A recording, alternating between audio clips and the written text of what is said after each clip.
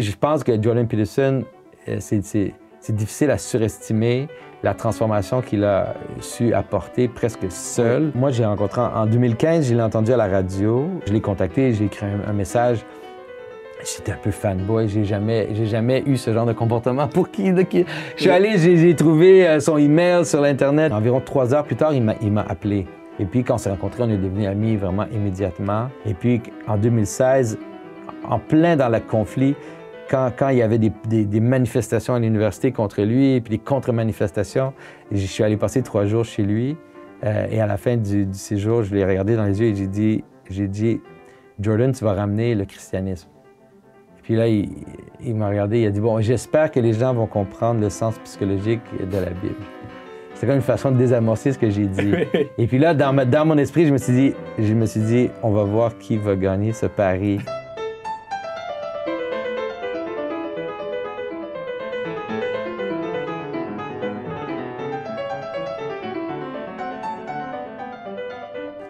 Le culte de l'individualisme impulsif invite et même rend nécessaire l'état de contrôle absolu. Ce schéma se révèle avec chaque retour de balancier, lorsque l'hédonisme du Weimar se transforme en Reich totalitaire, lorsque l'anarchisme de la Révolution française se transforme en empire napoléonien centralisé. Cette même dynamique a régné pendant la pandémie de Covid-19. Nos sociétés individualistes et hypothétiquement libres se sont réorganisées en un clin d'œil en un totalitarisme rigide et complet. Jonathan Pageau, bonsoir. Bonsoir. Vous êtes artiste, vous êtes conférencier, vous avez également une grande chaîne YouTube qui s'appelle The Symbolic World en français et en anglais. Là, l'extrait que j'ai lu était tiré d'un texte que vous avez coécrit avec le psychologue canadien Jordan Peterson, que vous connaissez bien. Et le texte s'intitule, en traduisant en français donc, parce qu'il est en anglais, Individual and the State versus the Subsidiary Hierarchy of Heaven, l'individu et l'État contre la hiérarchie subsidiaire du paradis. Pourquoi avez-vous écrit cela? Mais la raison pourquoi non seulement qu'on a écrit le texte, mais je suis aussi sur le conseil de ARC, on a essayé d'intégrer cette vision dans les... ARC qui est des conférences... C'est des conférences c'est des conférences un peu qui sont en dehors de la politique comme telle, mais qui veulent donner une sorte de vision, une nouvelle vision ou une nouvelle façon de penser pour éviter, en fait, les extrêmes politiques. Et puis, c'est pour cette raison que j'ai écrit. Une des choses qui caractérise le monde moderne, c'est vraiment une sorte de balancier. On a tendance à aller vers une sorte d'anarchisme ou comme une sorte d'individualité débridée. Et puis aussi un mouvement vers des systèmes qui sont autoritaires et totalitaires. Et les gens, souvent, ils ont une sorte de confusion parce qu'ils n'arrivent pas à comprendre la relation entre les deux.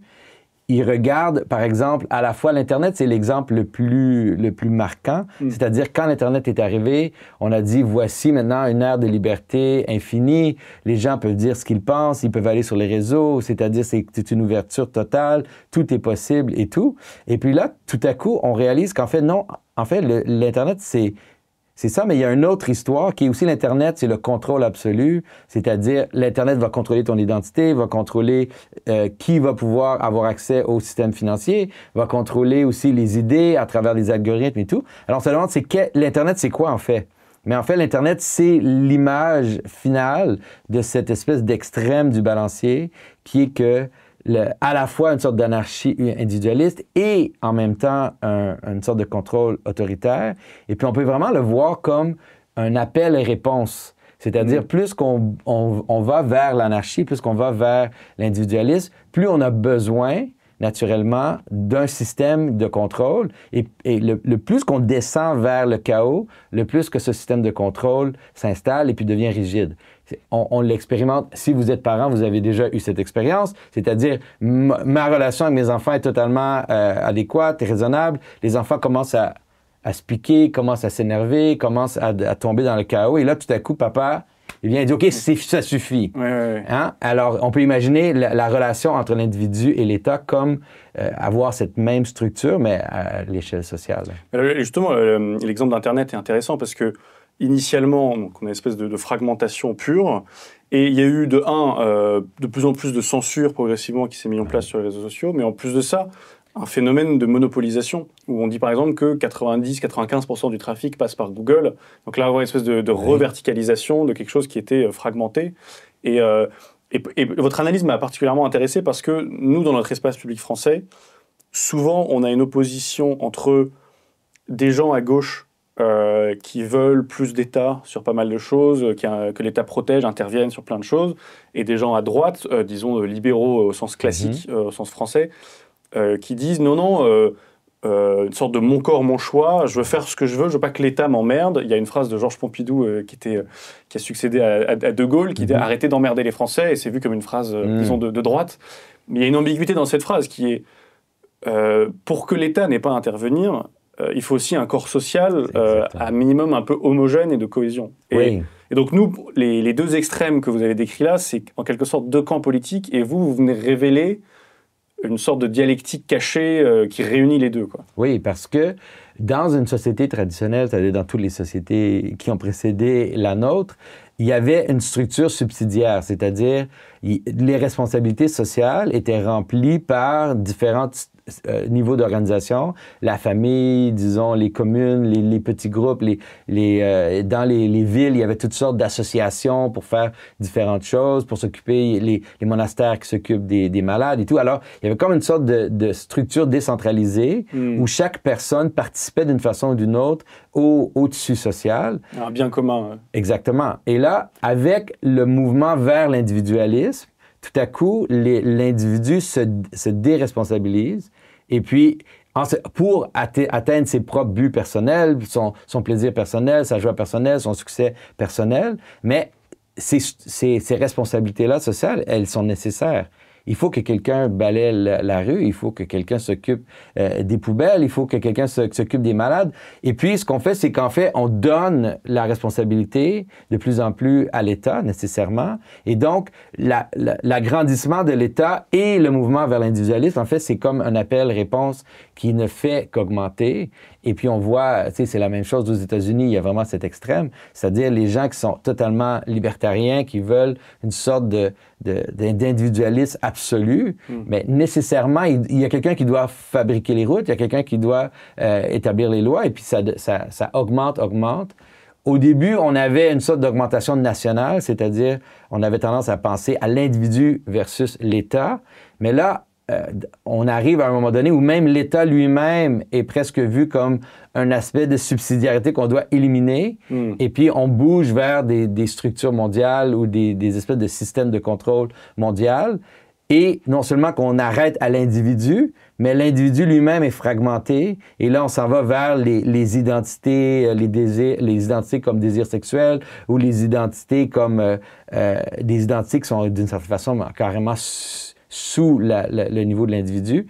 Et puis on voit, là, c'est vraiment la tyrannie d'un système mondial et l'arc-en-ciel des identités qui se multiplient à l'indéfini, 70 genres, bien sûr. Toutes les possibles variations d'identité. Alors justement, on va arriver à la question du wokisme, parce que votre analyse là-dessus m'intéresse beaucoup. Mais juste pour résumer un peu ce que vous avez dit, il faut arriver à faire comprendre à ceux qui nous écoutent que le choix est entre est-ce que vous voulez une communauté un minimum homogène et cohérente et unifiée en vue d'un but commun, et à ce moment-là, on ne peut pas avoir une espèce de pure sacralisation de l'individu roi, ou est-ce que vous voulez plus d'État dans votre vie? Et une fois que le dilemme est posé comme ça, là, les gens sont prêts à entendre qu'il faudrait peut-être plus de communautés. Parce que sinon, ils se disent, c'est un peu, on a beaucoup parlé dans cette chaîne, avec plusieurs penseurs, dont Rémi Brague, que vous connaissez, de la métaphore de l'exode, où en fait, c'est quand les gens sont dans le désert, donc une anarchie, disons, où il n'y a pas de communauté réelle, qu'il y a une nostalgie pour une tyrannie. Et c'est un peu c'est une autre façon de dire ce que vous dites. Sachant que dans l'Exode, évidemment, dans le livre de l'Exode, c'est une structure en 3 temps, où d'abord il y a une tyrannie, puis après ils sortent, et la liberté, formidable. Et en fait, vu qu'il n'y a pas de communauté en vue d'un bien commun, vu que c'est des gens dispersés dans le désert, il y a la nostalgie pour les marmites de viande du pharaon qui ressurgit à ce moment-là, quoi. Oui, puis c'est vraiment, l'histoire de l'Exode, c'est le meilleur exemple, parce qu'en fait, la solution qui est finalement apportée par Moïse et les gens dans le désert, c'est une structure de subsidiarité. C'est-à-dire, Moïse installe une structure où il y a des groupes de 10, des groupes de 100, des groupes de 1000, et puis chaque groupe a une sorte d'indépendance, et puis chaque groupe, non seulement ils ont une indépendance, mais aussi ils se réfèrent au groupe qui est au-dessus d'eux. Et c'est vraiment la structure ancienne. Tu sais, on a de la difficulté à penser jusqu'à quel point les différentes cités, les différents endroits, même en France, avaient une autonomie, en fait. C'est-à-dire, même si on avait une allégeance au roi, on avait une sorte d'autonomie, les cantons, les différents aspects. Mais maintenant, avec l'anarchie de la Révolution, bien là, on bouge vers une centralisation, on impose la langue française partout, on impose l'éducation centralisée et tout. Puis on peut voir vraiment dans l'histoire comment ces choses se reflètent. C'est important de le voir aujourd'hui parce que, comment je pourrais dire? C'est-à-dire, moi, je suis pour l'existence de la nation, mais il faut faire attention de penser à la nation de façon aussi trop centralisée. Parce que si on bouge vers l'idée d'une nation avec une identité totalement centralisée qui est au-dessus de millions et de millions de gens, bien, on va répéter le même problème qu'on a eu au 20e siècle. C'est-à-dire, le 20e siècle, c'est le problème des nations et la guerre des nations versus une sorte d'internationalisme chaotique. Mais si on bouge vers une sorte d'internationalisme qui est plutôt globaliste, contre les nations qui vont encore aller en guerre, on va juste répéter le même problème qu'on est au 20e siècle. Alors, sur la question du wokisme, j'ai toujours été très partagé sur la question de est-il possible que cette chose-là devienne totalitaire? Parce que, à première vue, le totalitarisme tel que je le comprends, c'est une sorte de pathologie de l'unité. Il y a une espèce de conformisme étouffant, tout le monde doit s'identifier au chef et se diluer quasiment dans le chef. Et à l'inverse, le wokisme, là aussi à première vue, est une pathologie de la diversité, au sens où il y a une fragmentation éternelle. Et ce que votre analyse vient laisser entendre, c'est que l'inclusivité, l'idée de tout inclure, c'est quasiment l'autre nom du totalitarisme. Le totalitarisme a, paradoxalement, cette volonté donc de tout inclure, de faire que même quand vous priez chez vous, dans votre chambre, il faut inclure ça aussi dans l'État. Il n'y a pas de marge qui peuvent respirer en dehors de la... Et donc, vous avez une très belle phrase dans ce texte qui est l'inclusivité, c'est la mâchoire du Léviathan. Donc, pour ceux qui ne connaissent pas, chez Hobbes, le Léviathan, c'est une espèce d'État tout-puissant. Alors, pas totalitaire, mais en tout cas absolu, qui ouvre grand sa mâchoire et qui cherche à tout inclure. Et ce qui donne raison, là aussi, me semble-t-il, à votre analyse contre-intuitive à première vue, c'est que le pays qui a poussé le plus loin cette espèce de, disons, de multiculturalisme diversitaire, du drapeau arc-en-ciel, de la fragmentation d'identités minoritaires, le Canada, est aussi celui qui a eu, disons, des accès d'autoritarisme extraordinaires ces dernières années, dans des interdictions, dans le fait de retirer des comptes en banque à des dissidents politiques.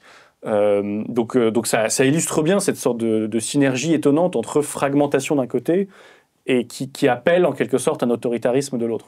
Oui, et c'est pas difficile de le comprendre, parce que dans un mode communautaire comme qu'on avait dans nos anciennes civilisations, la modération entre les gens se fait au niveau local, c'est-à-dire qu'on a des moyens de gérer nos différences et puis aussi d'entrer en communion dans les familles, dans les villages, dans les associations et tout. Mais si on fragmente les individus et puis chaque individu ne fait que demander ses droits personnels et ses droits qui deviennent de plus en plus étendu, c'est-à-dire j'ai le droit à tel, et c'est un droit qui est garanti par l'État, c'est-à-dire j'ai le droit à tel désir sexuel que j'ai, et là c'est non seulement que ça existe, parce que ces trucs ont toujours existé, mais je veux que l'État me garantisse le droit d'avoir ce désir-là. D'être reconnu. Oui, d'être reconnu par le système de loi et le système d'État. Alors là, tout à coup, on a plein de points fragmentés sur une étendue. Et puis, l'État, en fait, doit nous protéger les uns des autres. C'est-à-dire, l'État doit légiférer nos relations et doit nous protéger de nos différences, en fait. Ce qu'avant, la coutume, la tradition, la confiance sociale faisait d'elle-même, en quelque sorte. Ben oui. Et puis, oui, c'est vrai que la question des marges, c'est vraiment une question qu'on doit comprendre. C'est-à-dire, les marges ont toujours eu une fonction sociale, c'est-à-dire d'agir comme une sorte de lubrifiant pour les autres sociétés. C'est-à-dire, il y avait des communautés, par exemple, les Juifs en Europe, qui a été difficile, mais souvent, ils agissaient aussi comme un lubrifiant pour les autres endroits, des possibilités d'échange avec les autres nations et tout. Mais le problème, c'est que les marges doivent être marginales. Si tu essaies de légiférer la marge, mais là, c'est ça que tu fais, c'est que là, tu essaies d'inclure l'exception dans ton système. Et puis ça, c'est impossible. Tu ne peux pas inclure l'exception parce que l'exception, elle est de sa nature indéfinie. Et puis, il y a une quantité indéfinie de possibilités d'exception. Donc, aussitôt que tu essaies de l'inclure dans le système, là, tout à coup, tu crées des trucs absurdes. Une façon d'illustrer ce que vous dites, je m'étais amusé il y a quelques années à faire un fil sur Twitter là-dessus, c'était d'objectiver les évolutions du drapeau LGBT. C'est-à-dire qu'au début, vous avez le drapeau arc-en-ciel, qui est quasiment réactionnaire aujourd'hui, selon la dynamique du mouvement. Et vu qu'il faut être inclusif et que l'inclusivité n'est pas un état, mais une dynamique, c'est un mouvement, il faut continuer à inclure. Donc, on a ajouté Mach 2, si je puis dire, les couleurs Black Lives Matter dans une espèce de triangle, qui d'ailleurs est sans doute un hommage indirect au drapeau palestinien. On m'a appris ça, parce que en fait, ça ressemble. Et ensuite, les couleurs trans, donc bleu clair, rose clair dans le triangle. Puis ensuite, version 4 ou 5, le côté intersexe. Et même là, disons, le récit un peu cohérent que j'en fais est un peu trompeur, parce qu'il n'y a pas un drapeau. Non, il y en a plusieurs. Quand Justin Trudeau donne l'ordre de l'acronyme, il ne donne pas les mêmes lettres. Non. Il y a toujours plus de lettres. L'ordre des lettres change. Selon leur propre logique, c'est une contradiction, parce que si on ne donne pas toutes les lettres à l'oral, parce que sinon c'est beaucoup trop long, je ne peux pas donner 72 lettres avant de présenter quelqu'un, je suis en train d'invisibiliser les dernières lettres de l'acronyme, et ça, c'est selon leur propre logique, c'est scandaleux, il faut les mettre en avant, ils sont cachés. Et donc, on n'arrive même plus à prononcer l'acronyme. Le drapeau, Microsoft a proposé une version extraordinaire il y a quelques années, je ne sais pas si vous avez vu ça, c'est une espèce de fusion psychédélique de couleurs. Et du coup, c'est la fin du drapeau dans les deux sens du terme. C'est-à-dire que c'est la finalité et l'anéantissement du drapeau, parce que personne ne peut se sentir représenté par une espèce de truc aléatoire, de couleurs fusionnées avec des symboles complètement... Et donc ça, c'est une preuve de l'inclusivité qui s'autodétruit. Et peut-être pour donner une métaphore pour ceux qui nous écoutent, je pense que les images peuvent aider, parce que c'est un peu abstrait parfois. L'inclusivité comme dynamique, c'est vouloir gonfler éternellement un ballon. C'est-à-dire que ce ballon doit prendre plus d'air, on ne va pas exclure de l'air, il faut inclure tout l'air possible dans le ballon. Et à la fin, le ballon disparaît. C'est-à-dire que l'identité que vous cherchez à défendre disparaît. On peut faire pareil, vous avez un club de foot, mais vous faites que du foot, c'est excluant, il faut faire d'autres choses. On va faire de la peinture, on va faire de l'escrime, et à la fin, c'est plus rien, parce que vous avez voulu faire trop de choses, et l'identité de votre club a explosé comme le ballon. Oui, mais c'est pour ça aussi que si ton but final, c'est un ordre mondial, une sorte de communiste technocratique, alors c'est génial, c'est parfait en fait, c'est exactement ce que tu veux, parce que la logique du drapeau, d'inclure l'aspect racial dans un drapeau qui est en plus là pour parler des identités sexuelles, mais c'est vraiment, c'est une contradiction, même comme tu dis, dans la définition, mais c'est pas grave en fait, c'est-à-dire c'est totalement logique dans l'idée où on veut éliminer toute hiérarchie d'identité pour amener à un ordre mondial, finalement. Alors, il n'y a pas de problème, Pierre. C'est toi qui te trompes, en fait. Il faut seulement continuer de rajouter des lettres et puis des chiffres et de rajouter la contradiction. La contradiction est vraiment importante parce qu'essayer d'inclure la contradiction dans les systèmes, c'est ce qui fait éclater les systèmes. Alors, c'est parfait. Bonjour à tous. Je me permets d'interrompre la conversation parce que si vous êtes là, c'est a priori que le contenu de transmission vous plaît. Si vous voulez aider la chaîne, aider à son référencement, aider à son développement, mettez un pouce bleu, comme disent les youtubeurs, abonnez-vous, mettez la cloche, partagez auprès de vous, que vous écoutiez en podcast ou en format YouTube, c'est très important pour aider la chaîne à se développer. Merci beaucoup. Là justement, je l'ai cité dans la citation d'introduction. Le moment Covid là-dessus a été intriguant. C'est-à-dire que, comme vous l'avez fait remarquer, il y a des sociétés a priori hédonistes, individualistes, etc., et qui basculent très très rapidement dans une espèce d'autoritarisme rigide. Et le débat public français a aussi été intriguant parce que, comme je le disais un peu en introduction, on a eu des gens plutôt à droite, même si c'était plus compliqué que ça, plutôt libéraux, qui dans certains cas, pas tous, s'indignaient de la fin des libertés et de revenir un peu à l'hédonisme individualiste, sans comprendre que c'est mettre de l'eau en haut d'un circuit qui atterrit en bas. Enfin, c'est essayer de remonter sur un toboggan glissant. Et qu'en fait, la seule façon de s'en sortir, c'est de retrouver une sorte de confiance sociale, une cohérence sociale, une communauté.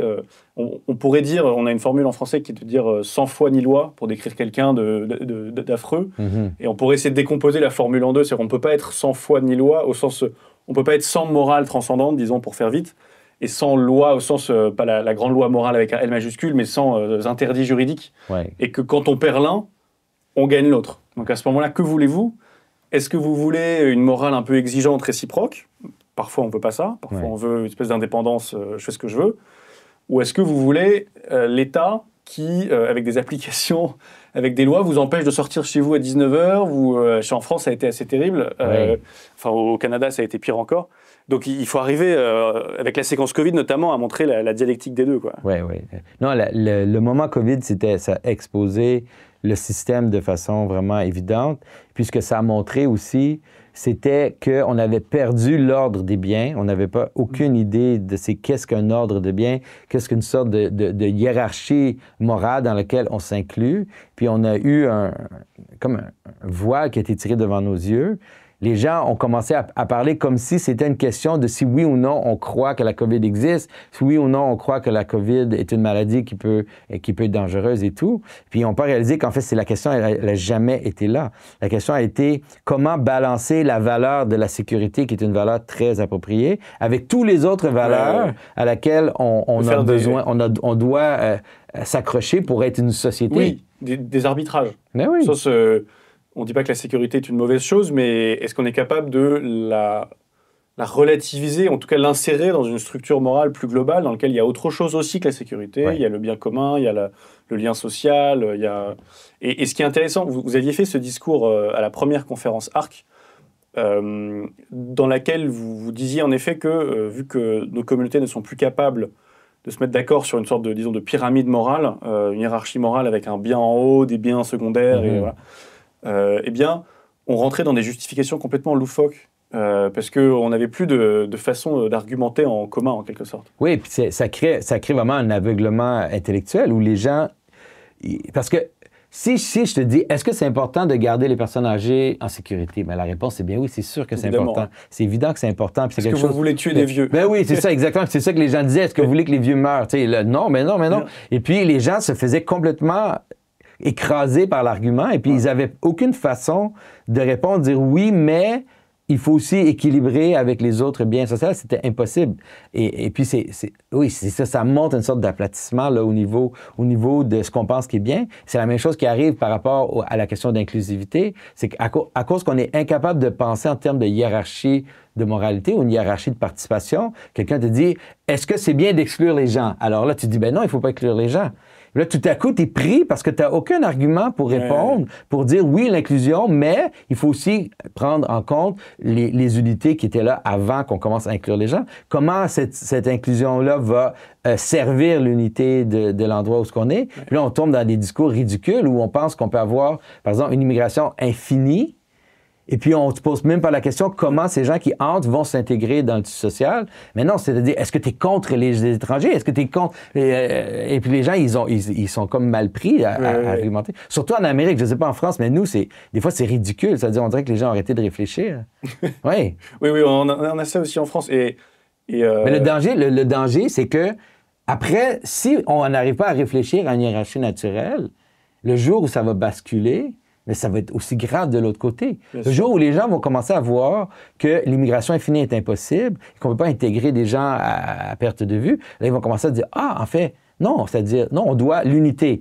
Et on doit avoir une unité absolue dans notre nation, on doit exclure les gens qui n'ont pas de place dans la nation. » Et puis là, on tombe encore dans le basculement entre Weimar et le Reich, qui est tout à fait possible que ça nous arrive. Et ce qui m'a fasciné, c'est que vous avez une perspective, disons, symbolique, chrétienne, classique ou prémoderne en quelque sorte. Et ce que vous dites est corroboré par, je dirais, deux autres perspectives, ce qui montre que c'est a priori vrai, enfin, que plusieurs perspectives se chevauchent pour dire la même chose, c'est qu'on est probablement proche de la vérité. On a reçu sur cette émission quelqu'un qui s'appelle Ruben Rabinovitch, qui est un psychanalyste juif, et qui, avec ces deux perspectives-là aussi qui sont siennes, a arrivé aux mêmes conclusions en disant, au fur et à mesure que, disons, le bordel s'installe, il y a une espèce d'appel inconscient pour un maître qui vient siffler la fin de la récréation et mettre l'ordre. Et je trouve ça, là aussi, très utile, parce qu'il y a ceux qui appellent à la festivité de la Pride, à la fête, et qui se rendent pas compte, qui préparent le terrain pour un retour de balancier qui peut être catastrophique. L'autre perspective dont je voulais parler, que vous avez citée, c'est l'histoire. Ça s'est déjà révélé plusieurs fois dans l'histoire qu'un excès... Donc le moment où un excès conceptuel et le plus séduisant, c'est quand on vit dans l'autre excès. Ouais. C'est-à-dire que quand on vit dans un bordel pas possible, on a des sondages là-dessus en France parfois, voulez-vous que des généraux remplacent le président et mettent en place la loi martiale? Bon, le moment où cet excès un peu terrifiant et le plus séduisant, c'est quand vous êtes en insécurité totale, quand il n'y a aucune norme commune, quand c'est un bordel, quand c'est... Et les gens qui appellent l'un ne comprennent pas qu'ils appellent l'autre, en quelque sorte. Oui, c'est ça. C'est-à-dire, les gens qui rêvent de l'anarchie, en fait, ils appellent à la tyrannie. Le problème, c'est que... le problème, c'est que la tyrannie, parce que c'est un ordre, c'est plus difficile à se débarrasser de la tyrannie que de l'anarchie, en fait. L'anarchie s'installe tranquillement, les choses commencent à se dissoudre, mais une fois qu'on appelle... C'est-à-dire, une fois qu'on a remplacé le président par un général, le général, il veut plus quitter après. Oui. Alors, c'est pour ça qu'il faut faire vraiment attention dans notre moment. Puis c'est un appel aux deux côtés. C'est vraiment un appel à la droite et à la gauche de dire, comprenez que si on pousse trop dans une direction, à un moment donné, c'est l'autre qui arrive. Et malheureusement, si l'extrême identitaire se manifeste, disons, le résultat va durer possiblement plus longtemps. Oui. Et en plus, ce qui est terrible, c'est que du coup, disons l'aspect fragmentaire, queer, diversité, lorsque la tyrannie arrive, ils peuvent toujours dire, bah, nous, on a toujours prôné l'inverse. Mais oui, c'est nous, ça. on a toujours prôné l'inverse de la tyrannie, c'est pas de notre faute. Oui, oui, c'est juste que on peut toujours dire ça, mais si on se retrouve dans des goulags, alors on pourrait le dire constamment à notre propre perte. Il y avait un mème comme ça où c'était Staline qui disait je suis pas d'accord avec ce que vous dites, mais je me battrai à mort pour que vous puissiez le dire dans le goulag. Oui, exactement, oui. Alors, c'est pour ça que moi, je vois dans, par exemple, la doctrine sociale de l'Église catholique, une sorte de solution vraiment évidente. C'est-à-dire, j'ai l'impression que, même si moi, je suis orthodoxe, je suis même pas catholique, mais je vois dans la façon dont ça a été amené au début de la nation, c'est-à-dire au début du moment où la nation commençait à prendre sa place, que cette doctrine-là a été énoncée d'une façon pour rappeler aux gens, en fait, un ordre tout à fait naturel, qui est même pas une théorie, c'est-à-dire c'est la façon dont les choses ont toujours fonctionné, de comprendre que notre allégeance, elle est tout d'abord aux gens qui sont proches de nous, nos amis, notre famille, notre communauté, notre village, notre ville. Et puis ensuite, oui, on peut arriver à des sortes d'allégeances qui sont tribales au sens plus grand, à la nation, à notre histoire, à nos origines et tout. Mais il faut toujours ancrer le plus près de nous cet amour-là pour éviter les deux excès, en fait, pour éviter de tomber dans une sorte d'anarchie puis d'hédonisme individuel et pour éviter de tomber dans les tyrannies qu'on a vues au 20e siècle. Oui, et une façon d'ailleurs d'illustrer, je dirais, ce lien, là aussi contre-intuitif, entre hédonisme et étatisme, et je pense que le lien est contre-intuitif notamment via mai 68 en France, où la façon dont, je dirais, le mouvement 68ard se comprend lui-même, et encore aujourd'hui, chez les boomers maintenant, c'est... face à l'autoritarisme du père qui veut nous interdire des choses, c'est un peu la lecture à la Marcuse sur tout ça, où le mot répression devient le pire mot péjoratif, répression politique, répression psychique. Et donc, face à la répression politique et psychique, il faut se libérer et rentrer dans l'hédonisme, etc. Et ce qui est fascinant, c'est que Aldous Huxley, dans Le meilleur des mondes, comprend le problème de cet argumentaire-là des décennies avant les années 60, en disant, bah, en fait... lorsque vous êtes baigné dans la soma, donc cette espèce de drogue, de bien-être, de plaisir que tout le monde dans son monde totalitaire prend, vous n'avez aucune capacité de résistance face à l'État, parce qu'il suffit que l'État vous menace de vous priver de vos drogues pendant 5 minutes et vous allez tout de suite tout accepter. Oui, et puis c'est même, on peut voir dans l'esthétique... quand je pense à l'esthétique punk, un peu l'espèce d'esthétique de rébellion dans tous les domaines, tu sais, de s'habiller de façon totalement chaotique, d'agir de façon tout à fait chaotique, mais cette façon d'agir est seulement possible dans un État centralisé policier. Il n'y a pas d'autres moyens. C'est-à-dire, si tu étais dans un village en Amazonie il y a 100 ans, et puis là, tu commençais à agir de cette façon-là, mais tu allais mourir en une semaine. Tu n'aurais pas de nourriture, tu n'aurais rien, tu abandonnes tes responsabilités, bien, on va te laisser mourir dans la jungle et puis c'est fini. La seule façon d'être un genre de rocker individualiste, c'est s'il y a un État policier qui assure qu'on est tous en sécurité, puis qu'il y a un système de distribution de nourriture et tout. Alors, c'est même là, de la façon la plus immédiate, on peut voir que l'hédonisme, non seulement qu'elle appelle l'État, mais est seulement possible dans un État centralisé qui est presque un État policier, en fait. Et sur, je dirais, cette espèce de renversement où on essaie de mettre la diversité en haut, c'est important déjà de rappeler à quel point c'est un renversement. C'est-à-dire que la diversité, c'est ce qui est possible et tolérable quand on a une unité par ailleurs, quand on a quelque chose en haut de notre pyramide. C'est ce qu'il y a en bas et qu'on tolère en bas. Mais quand on essaye de le mettre en haut, tout explose. Et c'est intéressant de voir que le slogan de l'Union européenne a été « uni dans la diversité » et pas « uni et donc on peut avoir la diversité », pas « uni malgré la diversité », mais « uni dans la diversité ». Et pour moi, un symbole de ça que j'ai trouvé intéressant, c'est un personnage que vous connaissez sans doute pas, mais en France, on a quelqu'un qui s'appelle Bilal Hassani, qui a représenté la France à l'Eurovision. Donc déjà, symboliquement, il incarnait la France. Qui ensuite a fait la une du magazine gay Têtu, grimé en Christ. Et ce personnage, et c'est pas offensant de dire ça, parce que je pense qu'il le dirait lui-même, quand on le regarde, on sait pas trop s'il est blanc ou marocain, parce qu'il met beaucoup de maquillage, un peu à la Michael Jackson. On sait pas s'il est homme ou femme, et donc on sait pas s'il est hétérosexuel ou homosexuel. Donc il y a un côté, il n'y aura pas de ni juif ni grec, il y a quelque chose un peu fluide et insaisissable. Et ce personnage qui incarne le flux, même si c'est pas possible philosophiquement, mais qui se rapproche le plus de l'insaisissable, de la marge, du personnage du fou, un peu inclassable, on le sacralise littéralement en le faisant imiter le Christ, en le faisant représenter la France. Donc on essaye de mettre la diversité fragmentaire tout en haut, et c'est pas tenable. Enfin, ça me fascine.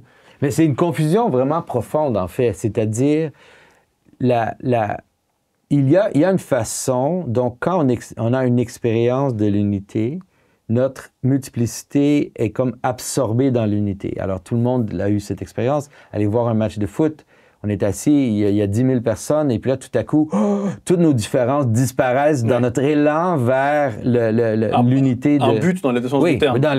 Oui, ça dit, s'il y a un but, tout d'un coup, toute notre diversité disparaît, puis là, on est un dans ce moment-là. Et puis, c'est de cette façon-là qui est exprimée dans le texte de l'Évangile, l'idée qu'en Christ, il n'y a plus de différence. Les différences sont comme absorbées dans le Christ. Et puis ça, c'est vraiment tout à fait différent de la notion que l'ambiguïté et que le flux représente cette sorte d'aspect spirituel. Là. On voit l'idée que le trans est transcendant. Là. On voit ça dans plusieurs narratifs, même aux États-Unis, on l'a vu. Et puis c'est vraiment complètement le contraire. La différence entre la fluidité du monstre et le chaos de la gargouille qui est à l'extérieur de la cathédrale, et puis l'unité du sacrement qui est au centre, qui nous unit tous dans cette transcendance. Et puis, c'est la folie totale de penser qu'un et l'autre. C'est vraiment une inversion qui est carrément satanique. Je peux comprendre que les gens, ils sont tentés par ce mouvement-là parce qu'il y a quelque chose qui peut nous tromper. C'est-à-dire, en effet, quand on voit quelqu'un qu'on n'est pas capable d'identifier, on n'est pas capable de le classer, on dit, oui, c'est-à-dire, oui, il échappe. Il échappe aux identités particulières.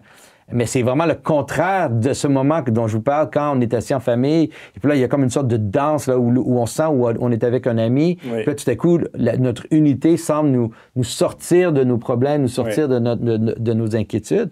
C'est tout à fait le contraire de cette sorte de fluidité au fond du monde. Je pense que ça peut être utile ici, pour clarifier la conversation, d'introduire un peu la pensée de René Girard que vous connaissez bien. Dans l'ouvrage Le bouc émissaire, il trouve un témoignage historique du XVe siècle, je crois, rédigé par quelqu'un qui s'appelle Guillaume de Machaut, et qui parle d'une histoire où des Juifs sont accusés d'avoir empoisonné un puits et d'avoir généré la peste noire au sein d'une communauté. Et dans le témoignage, il est écrit que donc la communauté est allée se venger et persécuter les Juifs.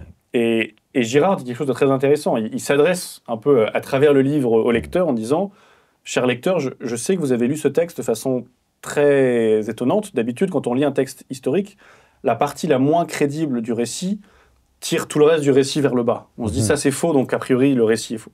Mais cher lecteur, ce n'est pas ce que vous faites quand vous lisez ce texte. Vous vous dites que la partie où les Juifs ont empoisonné le puits et ont généré la peste au sein de la communauté est faux.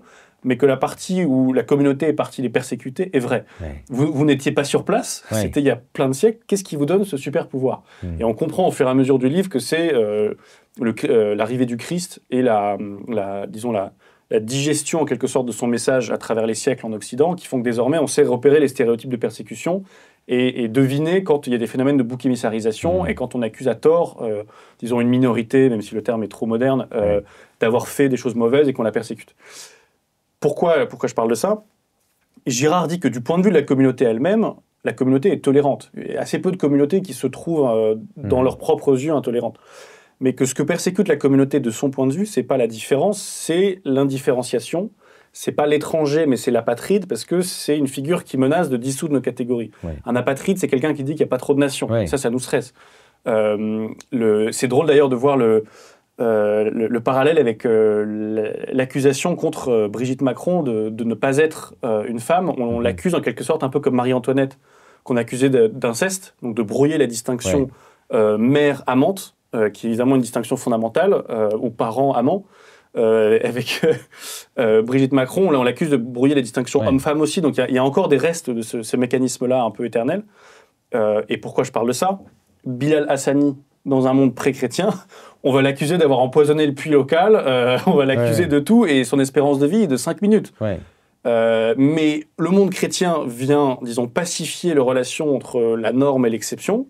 Vous dites souvent que au sein d'une église, il y a l'autel qui est sacré, mais quand même sur l'extérieur de l'église, il y a la gargouille, qui est un espèce de monstre, et on arrive à tenir la relation entre les deux. Mais dans le monde post-chrétien, là où avant, on sacrifiait l'exception pour préserver la norme, là, on veut sacrifier la norme pour ne pas offenser l'exception. C'est-à-dire que peut-être que ça pourrait être intéressant que vous développiez là-dessus, notamment sous l'angle de la parabole de la brebis égarée, qui a une bonne relation à ça.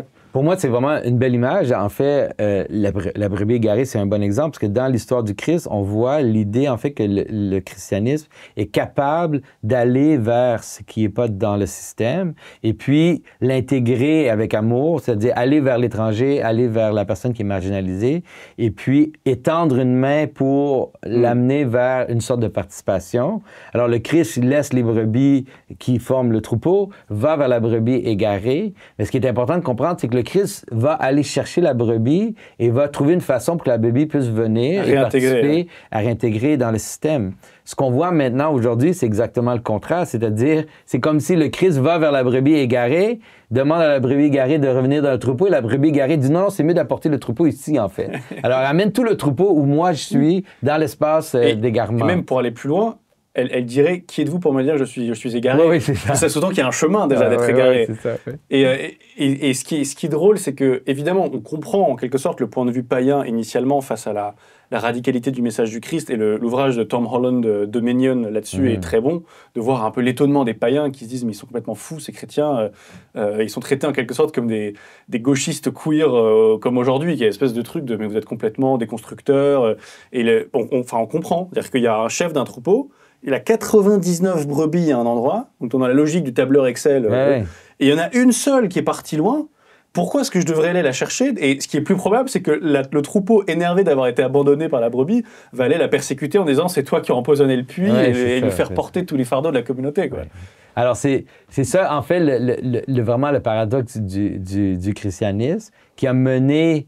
Mais c'est intéressant parce que dans la notion du christianisme, il y a aussi la possibilité que cette pratique peut être tordue. Moi, je trouve qu'on la voit bien dans l'histoire de Judas avec le Christ. C'est vraiment un bon endroit où voir la façon dont ça peut être tordu. Et puis, on peut le reconnaître, en fait. Moi, j'appelle ça en anglais weaponized compassion, c'est-à-dire la compassion qui est comment on pourrait dire, qui est armée, ou une compassion qui est utilisée. Qui est instrumentalisée. Instrumentalisée, oui, une compassion instrumentalisée. Et puis, c'est important, je crois, pour les gens de pouvoir voir la différence. Ça peut donner un outil de distinction pour comprendre la différence entre la véritable compassion chrétienne et puis une sorte d'amour qui bouge vers les marges et qui amène l'amour du Christ vers les marges. Et puis, cette inversion qu'on voit dans l'histoire de Judas. Dans l'histoire de Judas, il y a à un moment donné une femme qui vient pour voir le Christ, et puis c'est une femme pécheresse, c'est une femme adultère. Elle vient, elle verse le parfum sur les pieds du Christ, elle se penche, elle l'approche vraiment avec une sorte de contrition envers le Maître. Et puis là, Judas, il dit, mais pourquoi est-ce que vous avez utilisé ce parfum pour nettoyer les pieds du Christ? Il fallait le prendre, le donner aux pauvres. Alors, c'est ça qui est bien, en fait, c'est donner aux pauvres. Puis dans le texte, ça dit qu'en fait, la raison pourquoi Judas disait ça, c'est parce qu'il prenait l'argent dans la caisse. Okay? Alors, la façon de le comprendre, c'est-à-dire, Judas utilise le marginalisé et le pauvre comme excuse pour se donner du pouvoir à lui-même. OK? Et puis, ça, c'est vraiment, si vous voulez reconnaître l'espèce de truc de l'excès wokiste, c'est exactement là qu'on le voit. Les chrétiens donnent la compassion envers les gens qui souffrent, les gens qui sont marginalisés, les gens qui sont exceptionnels. Mais quand quelqu'un essaie d'utiliser cette compassion et l'imposer sur les autres pour se donner du pouvoir à lui-même, c'est là qu'on voit la différence. Et c'est là que les chrétiens ne doivent pas être naïfs, ne pas se laisser avoir et se faire culpabiliser de dire « Ah, mais toi, tu es chrétien, tu dois aimer, pardonner tout le monde. Et donc, soumets-toi à moi et puis donne-moi du pouvoir. Comme ça, ça va aller. » Mais bien sûr, et quand j'avais travaillé sur le wokisme pour mon livre, un truc qui m'avait frappé, c'est que le chrétien doit accorder une dignité intrinsèque à chaque individu, mais le wokisme a un rapport purement instrumental à la minorité. C'est une sorte de chair à canon déconstructrice. Il y a pas de... C'est-à-dire que... alors, ce qui est drôle, c'est que la femme, c'est la minorité majoritaire. Donc déjà, ça interroge sur la notion de minorité qui est vraiment conçue comme une sorte d'exception qui conteste la norme, en quelque sorte. Et on pourrait croire qu'il y avait une défense de la femme en tant que telle. Moi, je suis wokisme, j'aime les femmes, je suis là pour les défendre, contre les méchants hommes, etc. Et lorsque le choix, parfois ça s'aligne, mais lorsque ça diverge entre accabler la norme et défendre l'exception, on a vu qu'ils préféraient accabler la norme et abandonner l'exception. C'est-à-dire que lorsque la figure du transgenre est arrivée, là, ils étaient obligés de choisir entre le côté un peu biologique quand même de la femme et le côté parfaitement fluide du trans. Et ils ont sacralisé la nouvelle minorité au détriment de l'ancienne parce que ça permettait d'être plus déconstructeur des normes, parce que la femme, elle est pratique pour accabler l'homme, très bien, mais le transgenre, il accable la distinction homme-femme elle-même et c'est encore plus déconstructeur. Et donc, pour ne pas offenser le nouvel arrivé au sein du schéma intersectionnel, il fallait dire des termes horribles comme corps avec un vagin, chest feeders en anglais. Horrible. Et donc là, c'était pas la défense de la femme. Là, elle était jetée comme un Kleenex usagé à un mouchoir. Et donc, ça montrait le rapport instrumental et donc qui n'est pas de la vraie compassion. Non, c'est vraiment bien. Ça, c'est un exemple vraiment où on a vu, on l'a vu vraiment de nos yeux. Puis il y avait aussi de la part des gens qui utilisaient ce genre de langage. Et il y avait vraiment un mépris du féminin que les hommes n'ont jamais osé jamais dans leur histoire. Oui. C'est-à-dire, il y avait quand même dans un monde macho, dans un monde de virilité, il y a comme vraiment un respect quand même. Il ne serait pas allé jusque-là. Jamais qu'on aurait, ou peut-être en secret, après 5 bières, un monsieur aurait perdu un peu la tête de dire des choses comme ça. Mais dans le discours public, c'est vraiment totalement fou qu'on est arrivé là. C'est pour ça que le double sens, moi qui m'a fasciné quand je travaillais sur ça, du mot révolution est intéressant. C'est-à-dire qu'il y a révolution politique, mais révolution géométrique, au sens 360 degrés. C'est-à-dire qu'on dit on veut par anti-misogynie, on va éviter je sais pas, d'avoir une conception traditionnelle de relations hommes-femmes, donc on va être super progressiste et faire une révolution, et en étant dans la pure négation, on revient un peu au point de départ, qui est, on peut dire des mots horribles par progressisme sur les femmes. Et c'est un peu l'image que j'aimais bien donner, c'est vous êtes sur un bateau, il y a des récifs en face de vous, donc un mal à éviter, vous n'avez pas de cap, vous n'avez pas d'idéal où aller, donc vous mettez un grand coup de barre dans une direction pour l'éviter, et ça c'est votre cap, et vous revenez à ce que vous voulez éviter, et c'est pour ça que j'avais pris la ferme des animaux comme récit de ça, parce que dans la ferme des animaux, les animaux se donnent que des interdictions. Genre, vous ne dormirez pas dans des lits, vous ne prendrez pas d'alcool comme les hommes, on fera tout contre les hommes.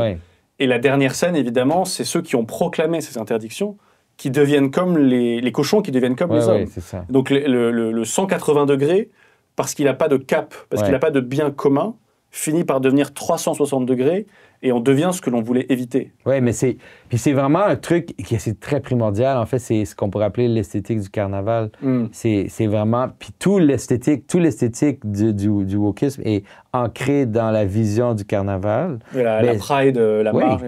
le Pride et tout, c'est vraiment... C'est festif. Oui, c'est festif, c'est le clown, c'est le déguisement, c'est le masque.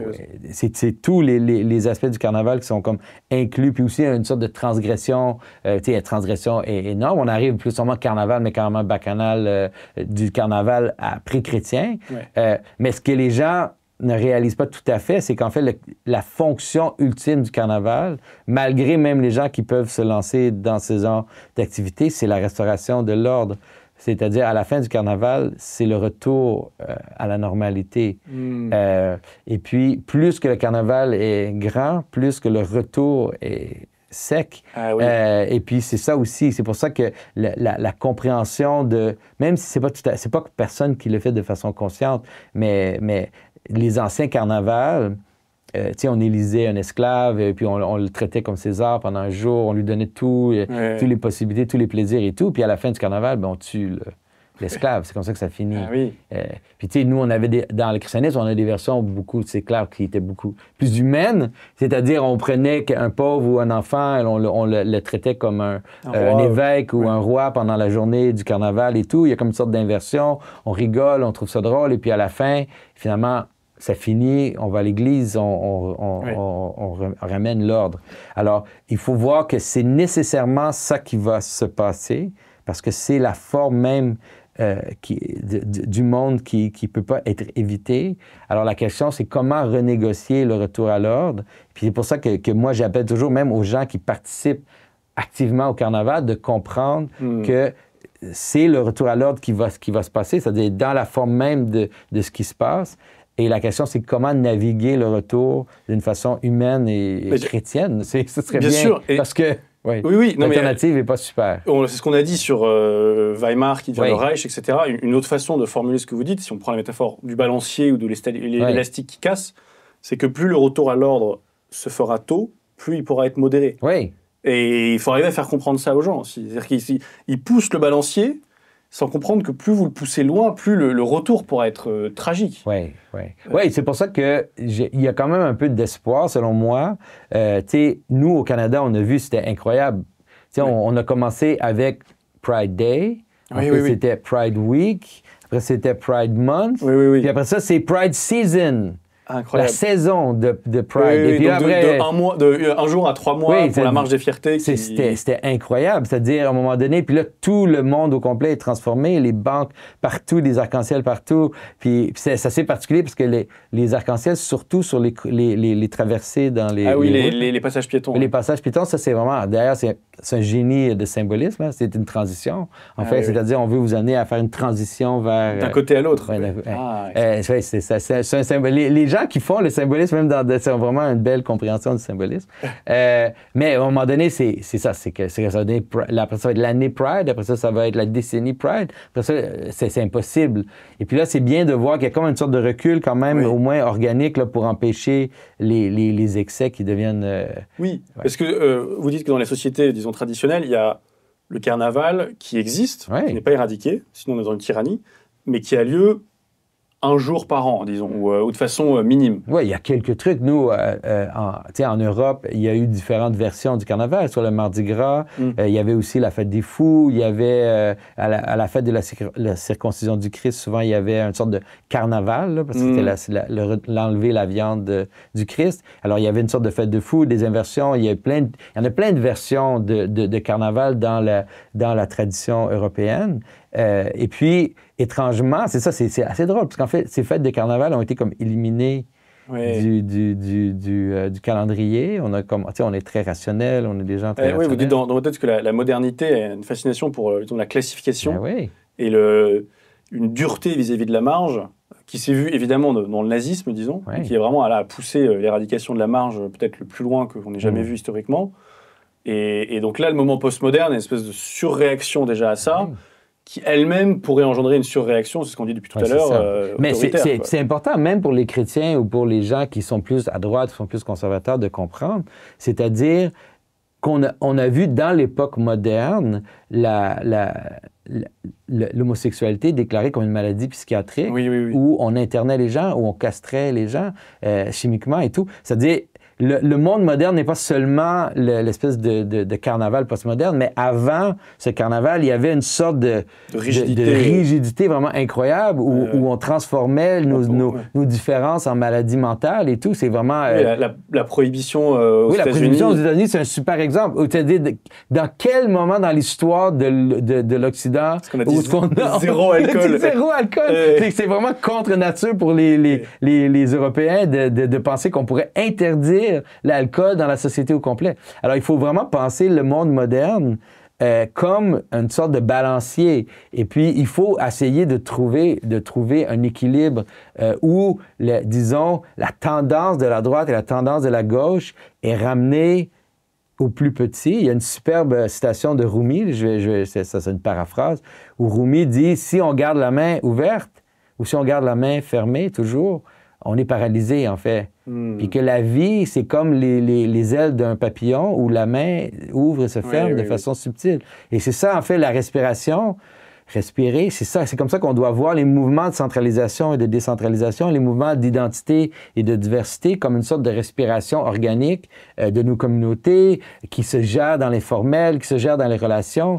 C'est comme ça qu'on peut diffuser le problème du balancier qui devient trop gros. Et sur ce, donc on a parlé du balancier, disons, ordre, désordre, avec Girard, côté pré-chrétien, post-chrétien.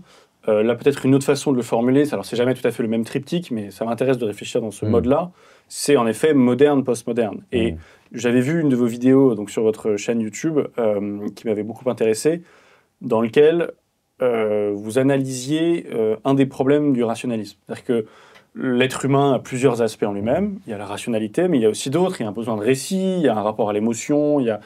Et la modernité, dans sa pyramide des valeurs, mais uniquement implicite, qu'elle peut rarement assumer explicitement, a placé la rationalité tout en haut en disant ça, c'est l'humain, c'est ça, il doit être comme ça. Voilà. Et la métaphore que vous utilisiez, qui m'intéresse beaucoup, c'était celle d'un enfant, disons, sur une chaise haute, et vous lui dites reste calme, reste calme. Et alors, ça peut marcher un certain temps. Mais vu que l'enfant n'est pas que calme, on le sait, au bout d'un moment, l'enfant explose et s'énerve parce que vous avez essayé de le tenir comme ça. Tandis que si vous l'aviez laissé, par exemple, jouer un peu dans le jardin, il aurait pu avoir un peu de chaos, mais être quand même à peu près contenu. Donc, et pourquoi c'est intéressant ? Parce que lorsque l'enfant explose, ou lorsque l'humain devient complètement irrationnel, celui qui a dit à l'enfant reste calme et celui qui a dit à l'homme sois rationnel peut dire c'est pas de ma faute. J'avais raison, mais moi j'avais raison. Exactement. Oui. Je vous avais dit le jour où il sera pas rationnel, ça va être une catastrophe. Mais c'est comme genre lancer un boomerang de toutes ses forces et après se dire mais qui m'a lancé ce truc-là, je comprends pas. Et donc je trouve ça intéressant de voir le retour de balancier aussi sur rationalisme à fond, irrationalité totale qu'on connaît aujourd'hui. Il y avait un mème comme ça, je sais pas si vous voyez, c'est le template de mème où il y a un bus qui se fait percuter par un train et c'est genre nous irons vers toujours plus de rationalité et de science. Et après, le bus, c'est Pregnant Men, les hommes enceints, qui étaient là, un peu la suite de ça, quoi. Non, c'est vraiment un bon exemple. On voit, tu sais, dans l'époque moderne, on peut voir, ça se passe à tous les niveaux, c'est-à-dire un désir de tout comprendre, de tout entrer dans la rationalité, de tout classifier, de tout. Et puis là, dans l'époque moderne, on a aussi une réalisation qu'on voit chez Gödel, qu'on voit chez Heisenberg, qu'on voit un peu même au niveau scientifique, mais au niveau philosophique, qu'en fait, tu ne peux pas avoir un système qui est à la fois complet et cohérent. C'est impossible. Alors, il faut savoir la différence. C'est essayer de rendre le système tout à fait cohérent et tout intégré, mais c'est ça le problème qu'on voit, disons, avec une espèce de légalisation de toutes les exceptions. Mais le système, il éclate, en fait. Alors, c'est juste impossible. Et donc, on a ce problème-là, on le voit dans le postmodernisme, on voit une sorte de réaction normale à le désir de vouloir, de penser qu'on peut capturer tout le sens, tout le langage, toute la réalité dans un système philosophique ou dans un système linguistique. Et puis, tu sais, moi j'ai commencé, en fait, ma pensée symbolique en lisant Jacques Derrida. C'est-à-dire, j'ai vu dans son intuition une sorte de désir de montrer les failles dans le système. Et de réclamer sa pensée comme un parasite. Oui, lui, il était clair. Il disait la déconstruction, c'est un parasite. Et la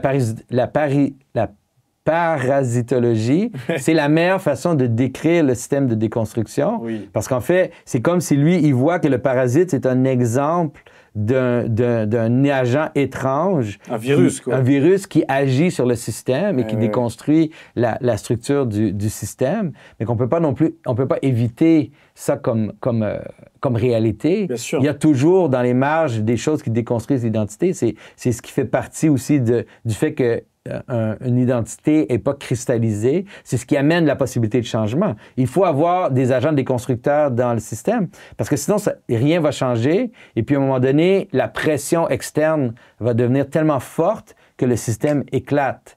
Alors, il faut être capable d'intégrer... Moi, honnêtement, il y a certains aspects du postmodernisme que j'intègre parfaitement parce que je comprends cette nécessité pour d'avoir un fou dans la cour du roi, d'avoir un agent de déconstruction pour éviter une sorte d'arrogance du système qui mène à la catastrophe.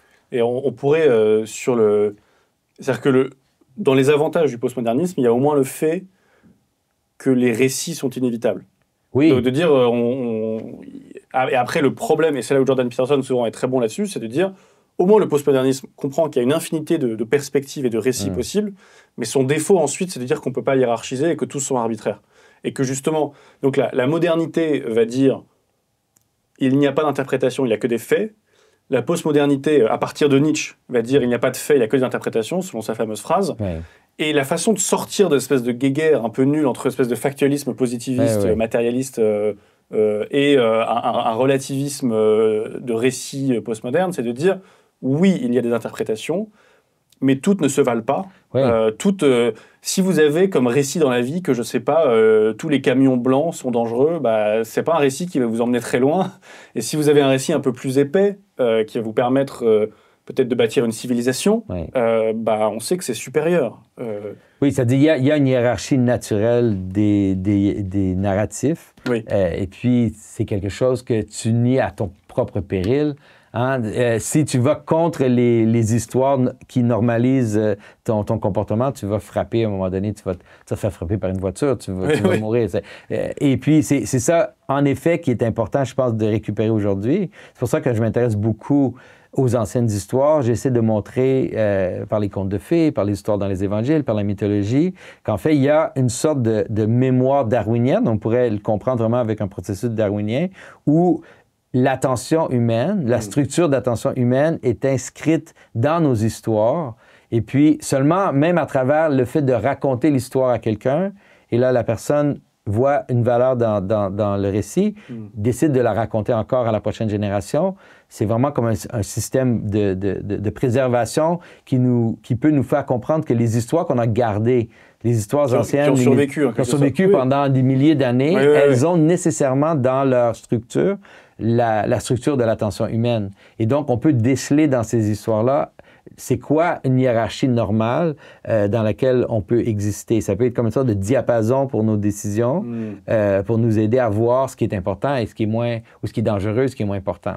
Et puis pour moi, c'est vraiment, c'est une façon pour que les gens voient que, pour revaloriser même les textes des évangiles, même pour des gens séculiers, de comprendre que les textes des évangiles, comme les mythologies, comme les contes de fées, elles ont dans leur structure une sorte de hiérarchie naturelle qui est due au fait qu'on a voulu les raconter, qu'on a voulu s'en rappeler, on les a transmis à nos enfants, qu'ils les ont transmis à leurs enfants. Et on peut aller voir, trouver la hiérarchie des valeurs dans ces histoires. Et on a pas mal parlé implicitement, je dirais, de symbolisme à travers cet entretien. C'est la partie de votre pensée, je dirais, qui m'a le plus surpris, fasciné, intrigué, mais qui est aussi peut-être la plus contre-intuitive, parce qu'on est tous un peu implicitement ou explicitement matérialistes philosophiquement, on pense qu'il n'y a que de la matière. Et des argumentaires que vous et également Jordan Peterson ont fait et qui m'ont le plus explosé le cerveau, pour faire un anglicisme, ça a été sur le fait que nous ne percevons pas réellement la matière, nous percevons le sens. Et la première fois que j'entends Jordan dire ça, je me dis, mais non, moi, là, je perçois un fauteuil, je perçois une personne. Et en fait, c'est vrai qu'on perçoit le sens et pas la matière. Et j'aimerais donner juste un exemple. Quand on écoute de la musique, on met deux personnes avec un casque, ils écoutent la même musique au même moment, mais l'un, de par sa culture, ses affinités, va écouter et entendre la ligne de basse, et ensuite, on lui demandera les paroles, il dit non, je sais pas. et l'autre va entendre les paroles et on parlera la ligne de basse, il ne saura pas. Mais ils ont eu les mêmes vagues de décibels, si on parlait en termes un peu, disons, matérialistes, dans les oreilles, mais ils ne se sont pas concentrés sur la même partie, parce qu'on ne peut pas tout voir à la fois, en fait. Oui, et puis c'est ça qui est important. C'est là où ce qu'on voit comment... parce que si quelqu'un pourrait entendre ce que tu viens de dire, puis dire « Ah ben c'est tout à fait postmoderne », alors tu es tout à fait postmoderne. Relativiste. Oui, tu es tout à fait relativiste. Mais en fait, c'est là qu'il faut vraiment transformer notre pensée et de réaliser que tous les études de sciences cognitives, tout ce qui se passe au niveau des études sur de la complexité, nous font réaliser qu'en fait, le monde est infiniment complexe. C'est-à-dire que tous les objets sur lesquels tu peux poser ton attention sont trop complexes. Il y a une infinité possible de façons de les réarranger avec en structure, mais cet arrangement de structure, elle n'est pas arbitraire. Elle est basée sur des buts. C'est-à-dire, cette chaise, elle est une chaise au moment où j'ai besoin de m'asseoir dedans, mais si jamais il y a un feu, tout d'un coup, elle devient un obstacle. Oui. Puis là, je dois sortir. Et puis quand elle devient un obstacle, elle n'est plus une chaise en termes propres, parce que... Et puis si j'ai besoin de faire un feu, alors là, elle devient... un truc pour nourrir le feu. Elle devient un truc pour nourrir le feu. C'est-à-dire, les identités, elles sont basées sur les raisons pour lesquelles on les perçoit. Hein? C'est-à-dire, c'est des buts. Et puis... ensuite, on trouve des noms pour nous aider à circuler à travers ça. Mais quand je perçois une bouteille, je perçois plutôt un truc qui contient de l'eau que je peux boire. Ouais, c'est ça qui est important. Mais le danger, c'est après de penser, alors tout va, alors tout est possible, n'importe quoi. Mais c'est pas du tout vrai, parce que les buts humains, ils sont inscrits biologiquement dans notre nature, ils sont inscrits dans le fait qu'on a besoin de survivre, qu'on a besoin de se reproduire, on a des besoins essentiels. Et donc, se réinstalle une hiérarchie de valeurs qui est tout à fait objective, au sens qu'elle n'est pas du tout... objective par rapport à la finalité. Exactement. Et donc, c'est ça qui dessine perception. La structure du réel. Et donc, c'est difficile pour les gens qui sont matérialistes de changer, parce que souvent, ils ont peur de tomber dans un sorte de relativisme. Mais c'est tout à fait le contraire. En fait, ça coupe à travers le paradigme moderne du sujet-objet. Oui. Parce que l'idée du sujet comme une sorte d'être totalement arbitraire, qui fait des choix complètement arbitraires, comme s'il n'était pas intégré dans le monde, c'est ridicule. Oui. Ça n'a aucune valeur. Il faut vraiment comprendre l'être humain comme une sorte comme quelqu'un qui engage le monde de façon dynamique et que le monde est intégré à ses besoins, mais que ses besoins sont aussi un reflet du monde. Oui, une façon dont Peterson avait formulé, qui moi m'a aidé, donc je dis ça pour ceux qui nous écoutent, c'est que lorsque vous avez une finalité, pour prendre la finalité de boire, tous les faits, entre guillemets, the facts of life, toute la matière et les faits du monde s'agencent en 3 catégories. Une catégorie qui est immensément majoritaire, c'est les faits qui ne sont pas pertinents pour ma quête. Donc, c'est 99,999% de l'existence. J'ai soif. L'économie du Venezuela n'est pas un fait qui va rentrer en compte. Et donc, l'intégralité du monde disparaît, mais ça, c'est tout le temps. Hein, parce qu'on a tout le temps une finalité implicite ou explicite. C'est mieux quand c'est explicite. Mais bon, tout disparaît. Ça, c'est la première catégorie. Ensuite, dans les 0,01% qui restent, il y a les faits qui sont un obstacle dans ma finalité. Donc, par exemple, je veux boire et je sais pas, il y a un mur. Bon, je vois le mur et je vois la bouteille d'eau au-dessus. Et donc là, j'ai un obstacle que je perçois très bien. C'est très irritant. Et d'ailleurs, on le voit quand on veut marcher dans la rue et qu'il y a quelqu'un, il y a quelque chose de très énervant. La personne ne sait même pas qu'elle est en train de nous gêner, mais on a envie de la pousser. Et quand on est de l'autre côté, on trouve ça odieux, mais pourquoi il me pousse? Parce que si vous avez vu les choses à sa place, je suis pressé, je suis en retard, et j'ai une petite vieille avec son sac qui bloque la route, j'ai envie de la pousser, quoi. Donc ça, c'est deuxième catégorie qui est finalité obstacle. Enfin, objet obstacle.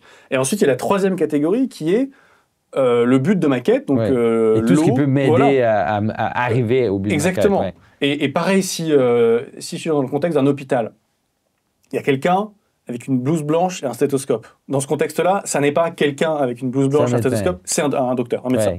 Et le cerveau ne se dit pas blouse blanche, stéthoscope, il se dit médecin, tout de suite.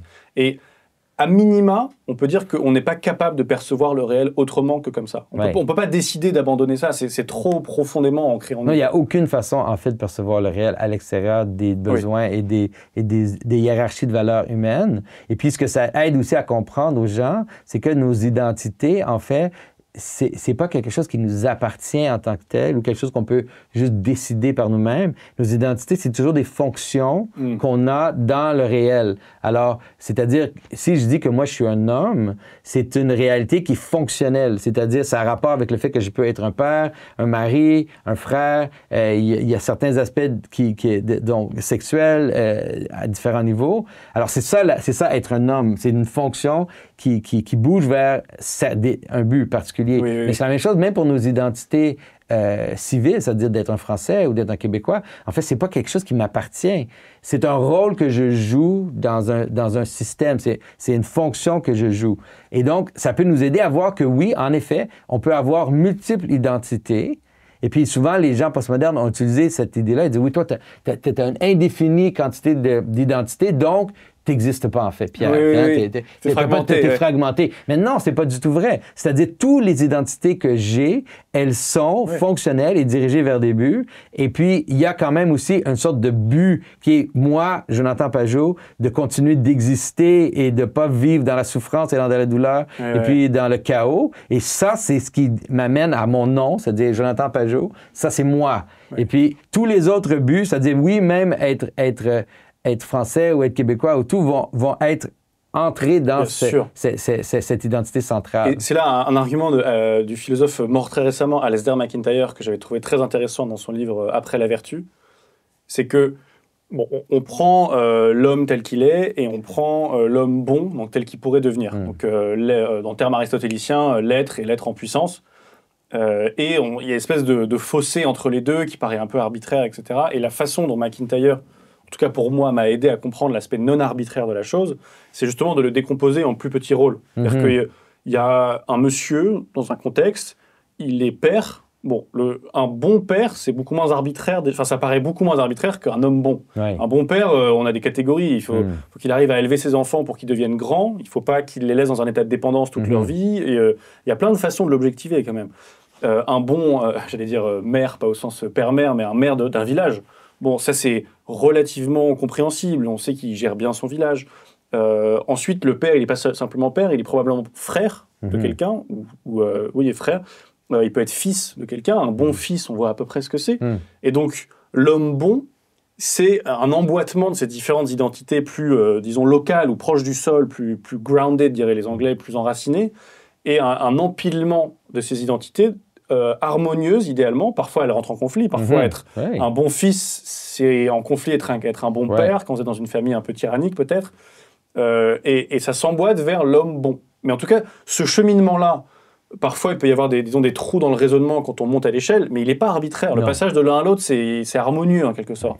Et puis, c'est comme ça aussi que j'espère que les gens qui sont même tout à fait séculiers peuvent comprendre la raison religieuse.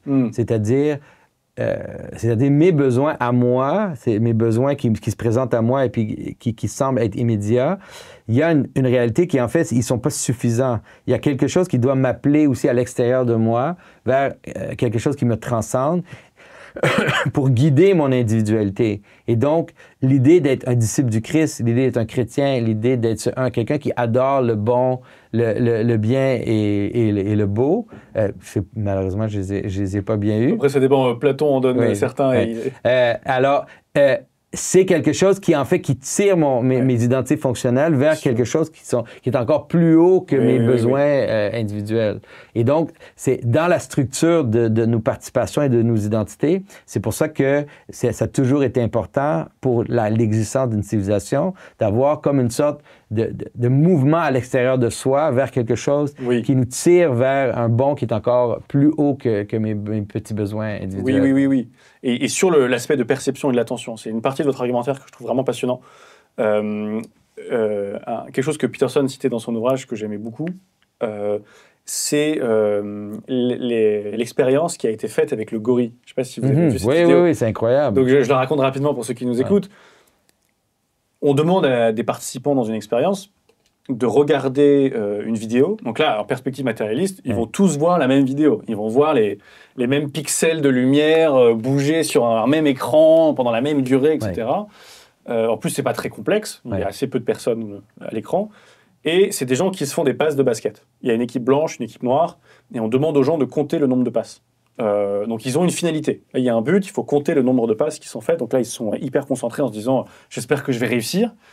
Et à la fin de l'expérience, on leur pose la question « est-ce que vous avez vu le gorille ?» Et là, ils sont de quoi ils parlent. Alors, il y a quelques personnes qui le perçoivent quand même. Et il paraît que c'est un test d'intelligence par ailleurs. Enfin bon, on s'en fiche, mais... et ils n'ont pas vu le gorille, alors que quand on leur remonte la vidéo en disant regardez le gorille, ils se rendent compte que la vidéo qu'ils ont regardée, il y a quelqu'un déguisé en gorille qui traverse l'écran, qui se met en plein milieu du terrain de basket, qui bouge, qui se tape le torse et qui disparaît. Et là, la perspective matérialiste nous dirait les gens voient, ils voient ce qui se passe. Et en fait, non. Et moi, j'ai la même expérience sur... moi, je regarde beaucoup de rugby. Parfois, j'écoute des gens qui analysent le rugby. Et je me dis, mais j'ai vu le même match qu'eux. Et en fait, j'ai pas vu le même match qu'eux. Ils voient, en fait, ce qui était clé, c'était la défense qui faisait ça. Et donc, normalement, la perspective matérialiste devrait dire qu'on perçoit les mêmes faits. Mais en fait, vu qu'on n'a pas les mêmes finalités, les mêmes perspectives sur la réalité, on ne perçoit pas du tout la même chose. Oui, mais c'est important de le comprendre aussi aujourd'hui parce que plus qu'on s'éloigne d'une sorte d'unité qui nous transcende, plus qu'on s'éloigne de ça, moins qu'on serait capable de voir les mêmes choses. Et puis là, on le voit maintenant dans l'éduco-politique, c'est-à-dire, c'est incroyable, les gens regardent une vidéo de quelque chose qui arrive en temps réel, et puis quand ils ont fini, ils ont deux interprétations complètement opposées de ce qu'ils viennent de voir. Et ça, c'est vraiment dangereux parce que quand on reste encore prisonnier dans la pensée matérialiste, tout d'un coup, c'est facile d'accuser l'autre personne d'avoir des mauvaises intentions. C'est-à-dire, clairement, tu as des mauvaises intentions parce que regarde la vidéo. C'est évident ce qui se passe. Tu fais exprès de mal voir. Mais oui, tu fais exprès de mal voir, mais au contraire, c'est parce qu'on a perdu une hiérarchie de perception commune qui nous aide, en fait, de tous voir ensemble ce qui est le plus important. Et puis c'est encore une fois, je ramène à l'idée que c'est une des fonctions du religieux, c'est de tirer notre attention ensemble vers une même direction qui transcende l'individu et qui aide à ancrer notre perception sociale, individuelle, au moins avec une directionnalité semblable. On est au moins capable de s'entendre sur ce qui est la priorité de valeur et donc le monde maintenant apparaît avec les mêmes formes. Mais ce qui a au moins lieu lors d'une messe. C'est-à-dire que là, il y a tout le monde qui regarde une chose à un même instant. Oui, mais il faut le comprendre, c'est-à-dire c'est un truc qui n'est pas du tout abstrait, c'est un truc qui s'inscrit dans l'espace. Si on pense à un village il y a 100 ans, c'est-à-dire la structure du village avait une structure pour gérer l'attention des êtres humains, l'attention vraiment dans notre corps. L'église devait être le bâtiment le plus haut de la ville, souvent au milieu, un endroit qui est assez central. Le clocher de l'église dépasse tous les bâtiments. Il y a même dans beaucoup de pays, pendant des siècles, il y avait des lois qui empêchaient tout bâtiment d'être plus haut que le clocher d'église. Puis on sent, ah oui, ça c'est le contrôle du clergé et tout. Mais non, c'est vraiment parce qu'on a besoin d'une sorte de verticale. D'un centre commun. Un centre commun qu'on peut tous reconnaître. Et là, on va dans cet endroit-là pour célébrer les aspects importants de la communauté. C'est là qu'on va nommer les gens en les baptisant. C'est là qu'on va marier les gens en les unissant. C'est là qu'on va enterrer les gens. Il y a comme une sorte d'endroit où on vient ensemble, on le reconnaît carrément physiquement dans l'espace, c'est-à-dire où est le centre du village, où on regarde, on voit le clocher d'église et puis on peut pointer dans la direction. Alors, il y a aussi vraiment un côté qui est tout à fait incarné, la façon dont la structure d'attention et la centralisation de l'attention fonctionnent, mais aussi on se rencontre à la messe. Et puis là, ce qu'on fait, c'est qu'on célèbre la chose qui nous tient en commun, c'est-à-dire le sacrifice du Christ, mais aussi la notion d'être allié avec un aspect transcendant qui est un Dieu d'amour. C'est-à-dire, c'est ça l'unité. Il faut comprendre que si on est incapable de comprendre la raison pour laquelle on avait l'adoration, c'est-à-dire de venir ensemble et de reconnaître tout ensemble la chose qui nous unit, eh bien, c'est-à-dire, après, il y a la fragmentation. Oui. Et qui se mesure sociologiquement, au sens où, par exemple, en France, on parle d'une nation archipélisée, donc qui est fragmentée en archipels, parce qu'on a perdu une matrice catho-laïque, dirait Jérôme Fourquet, commune. Et sur l'attention, vous dites souvent « attention is worship ». Donc en français, ce à quoi vous accordez en quelque sorte votre attention, c'est ce que vous adorez. Et c'est très intéressant comme idée, parce que une fois qu'on dit ça, on dit beaucoup de choses. les Anglais disent to pay attention, Ouais. c'est une sorte de monnaie, vous payez, vous avez une quantité limitée d'attention, comme Ouais. tout le monde, et ce à quoi vous l'accordez, c'est une hiérarchie implicite. Et moi, ce que j'aime bien, c'est le téléphone en fin de semaine, moi j'ai ça avec le mien, vous donne une espèce de hiérarchie un peu horrible en disant bah, ce à quoi vous avez prêté attention, c'est essentiellement Twitter, Ouais. puis YouTube, et donc peut-être que vous avez vos enfants qui arrivent en 10e catégorie, votre femme en 10e, et donc elle est en train de vous dire vous avez une pyramide des valeurs implicites, Ouais. et elle est souvent un peu horrible. Et c'est comme la phrase de Jung, il n'y a que ceux qui savent quel Dieu ils servent et les autres. Et souvent, les personnes religieuses sortent ça pour dire bah, moi je sais que j'ai un Dieu et les autres ne le savent pas. Mais souvent, c'est aussi pour dire les chrétiens et les pratiquants, tout en haut de leur pyramide, il y a Twitter et il n'y a pas Dieu, quoi. En tout cas, en termes de. Il y a le divertissement, il y a pas. Le sommet de leur attention n'est pas au bon endroit. Et juste pour terminer là-dessus, la division du mot attention en anglais est intéressante. C'est what do you attend to? À quel chevet conceptuel vous rendez-vous en quelque sorte, vers où dirigez-vous votre attention? C'est un autre problème de la ligne parfois, disons, factualiste de médias. Moi, je fais que des faits. Ouais. Oui, mais lesquels? Il y a une quantité infinie de faits. Dans ma main, il y a une quantité infinie de faits. Ouais. Il y a la couleur, il y a le nombre de doigts, il y a le nombre de lignes, il y a la longueur des lignes, il y a la température. Ouais. Et donc, si je dézoome un peu combien de faits dans cette salle, infiniment fois plus que dans ma main, et si je vous demande de dire quel est l'état de l'économie française, là, on fait encore fois infini par rapport à la salle. Et donc, les médias qui vont vous dire, ou les gens, moi je suis neutre, je donne que des faits. Ah oui. C'est une erreur de perception monumentale. Quelle est votre perspective, quoi? C'est même pas une erreur de perspective, c'est un geste de magicien, en fait. C'est vraiment un geste magique. C'est-à-dire, si j'ai réussi à te dire où regarder, et puis là, une fois que tu regardes, là, je te dis, mais là, regarde, on va parler des faits. Déjà, c'est moi qui contrôle le discours. Et puis ça, c'est un des trucs que les médias font depuis le début des médias. C'est-à-dire, et puis là, malheureusement, il y a beaucoup de gens qui se laissent emporter dans ce système. C'est-à-dire, il y a quelqu'un qui décide ce qui est important. Et là, on ne sait pas c'est qui. Il y a comme une sorte de structure où on dit, là, tout à coup, là, vous allez parler tous de ceci. Et puis là, les gens à gauche, les gens à droite, là, ils tous réagissent à un truc qui se passe. Et puis là, ça devient comme une sorte de moment d'idolâtrie. Et puis, c'est-à-dire, mais ça, c'est aussi un truc de magicien. C'est-à-dire, si je veux, je peux aussi te dire... Hein, je peux te dire, regarde ici, et puis là, je fais un autre truc par en dessous. Ouais. Alors, si on n'est pas conscient de la structure de l'attention, si on n'est pas conscient de la façon dont le monde nous est présenté avec une sorte de hiérarchie de valeurs, alors on devient des brebis imbéciles, on se fait guider partout, on nous dit que c'est ça qui est important, là, tout le monde regarde, et là, il y a des opinions, mais c'était pas les opinions qui sont importantes, c'était pourquoi on me demande de regarder ici. Plutôt que de regarder... Bien sûr. On le voit, l'inévitabilité de l'attention, on le voit avec les enfants. C'est-à-dire qu'un enfant qui veut reprendre du gâteau au chocolat, on ne peut pas simplement le mettre devant lui en disant non. Il faut dire, il y a un jouet ici, on le voit toujours, ils se mettent à pleurer. Regarde, il y a ta poupée qui veut jouer avec toi.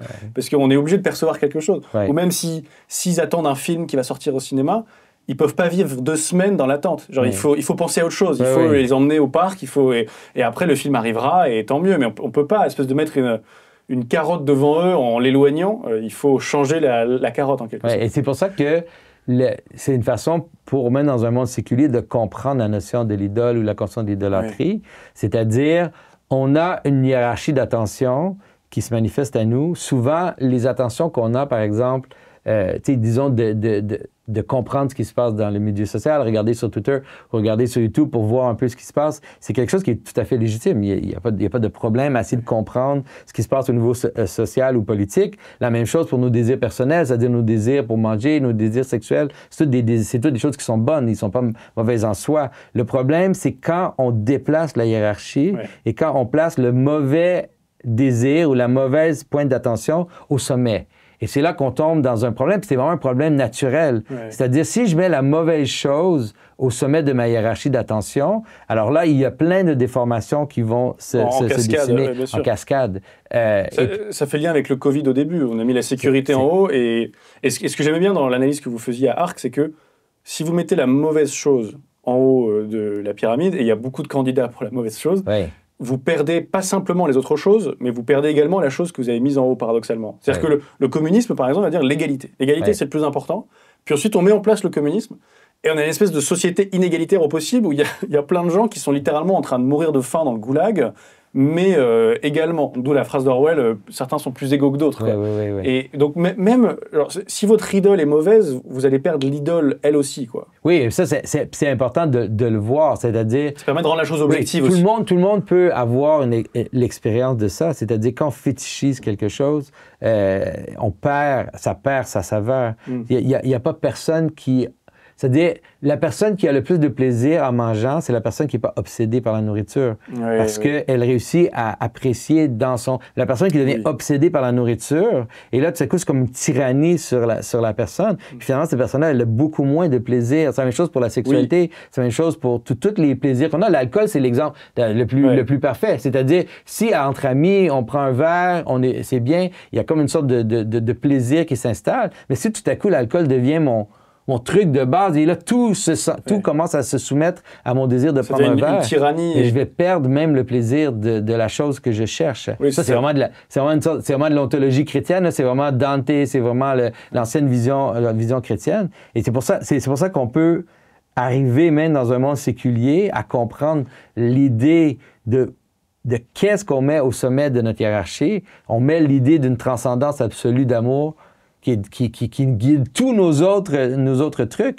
Après ça, on peut mettre dans le bon ordre nos différentes priorités, mais même notre famille peut être une idole, même toutes les choses qui sont bonnes en soi. Les gens, ils font de l'argent à leur idole ou de leur carrière ou quoi que ce soit. Et puis, à chaque fois qu'on fait ça, tu vois les gens qui ont mis leur carrière à l'avant-plan, et puis finalement, qui finissent déprimés, burn-out, parce qu'ils ont en fait pris quelque chose de bon et puis ils l'ont mis au mauvais endroit. Et je voulais parler brièvement du phénomène Jordan Peterson. Donc vous le connaissez très bien depuis maintenant 10 ans à peu près. C'est quelqu'un qui a vendu avec son premier ouvrage 12 règles pour la vie, donc c'est un psychologue canadien, 15 millions d'exemplaires. Donc, pour donner à ceux qui nous écoutent, qui doivent déjà trouver ça beaucoup, mais qui ne se rendent pas compte de ce que c'est, en France, un essai qui marche extraordinairement bien, c'est grand maximum un demi-million, et on en parle pendant 30 ans. Quoi. Bon, 15 millions, c'est beaucoup plus, c'est 30 fois plus. Son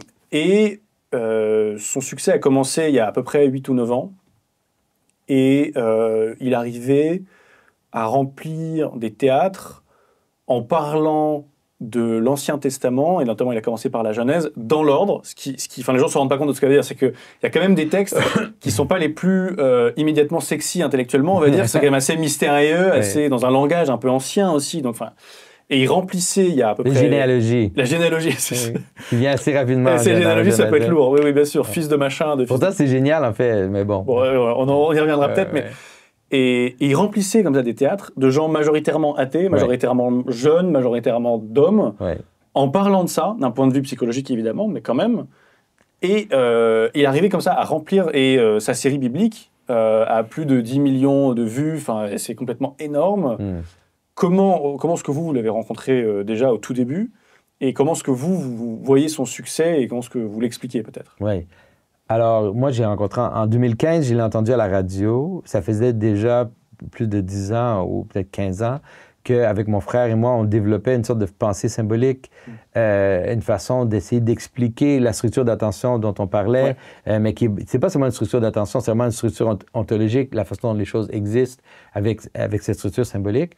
Mais c'était vraiment entre nous. Hein. C'était difficile. Quand on essayait d'en parler avec les gens à l'extérieur, les gens nous regardaient comme des extraterrestres. Et puis, quand j'ai entendu Jordan Peterson à la radio, j'ai réalisé qu'en fait, lui, il faisait le travail de l'autre côté.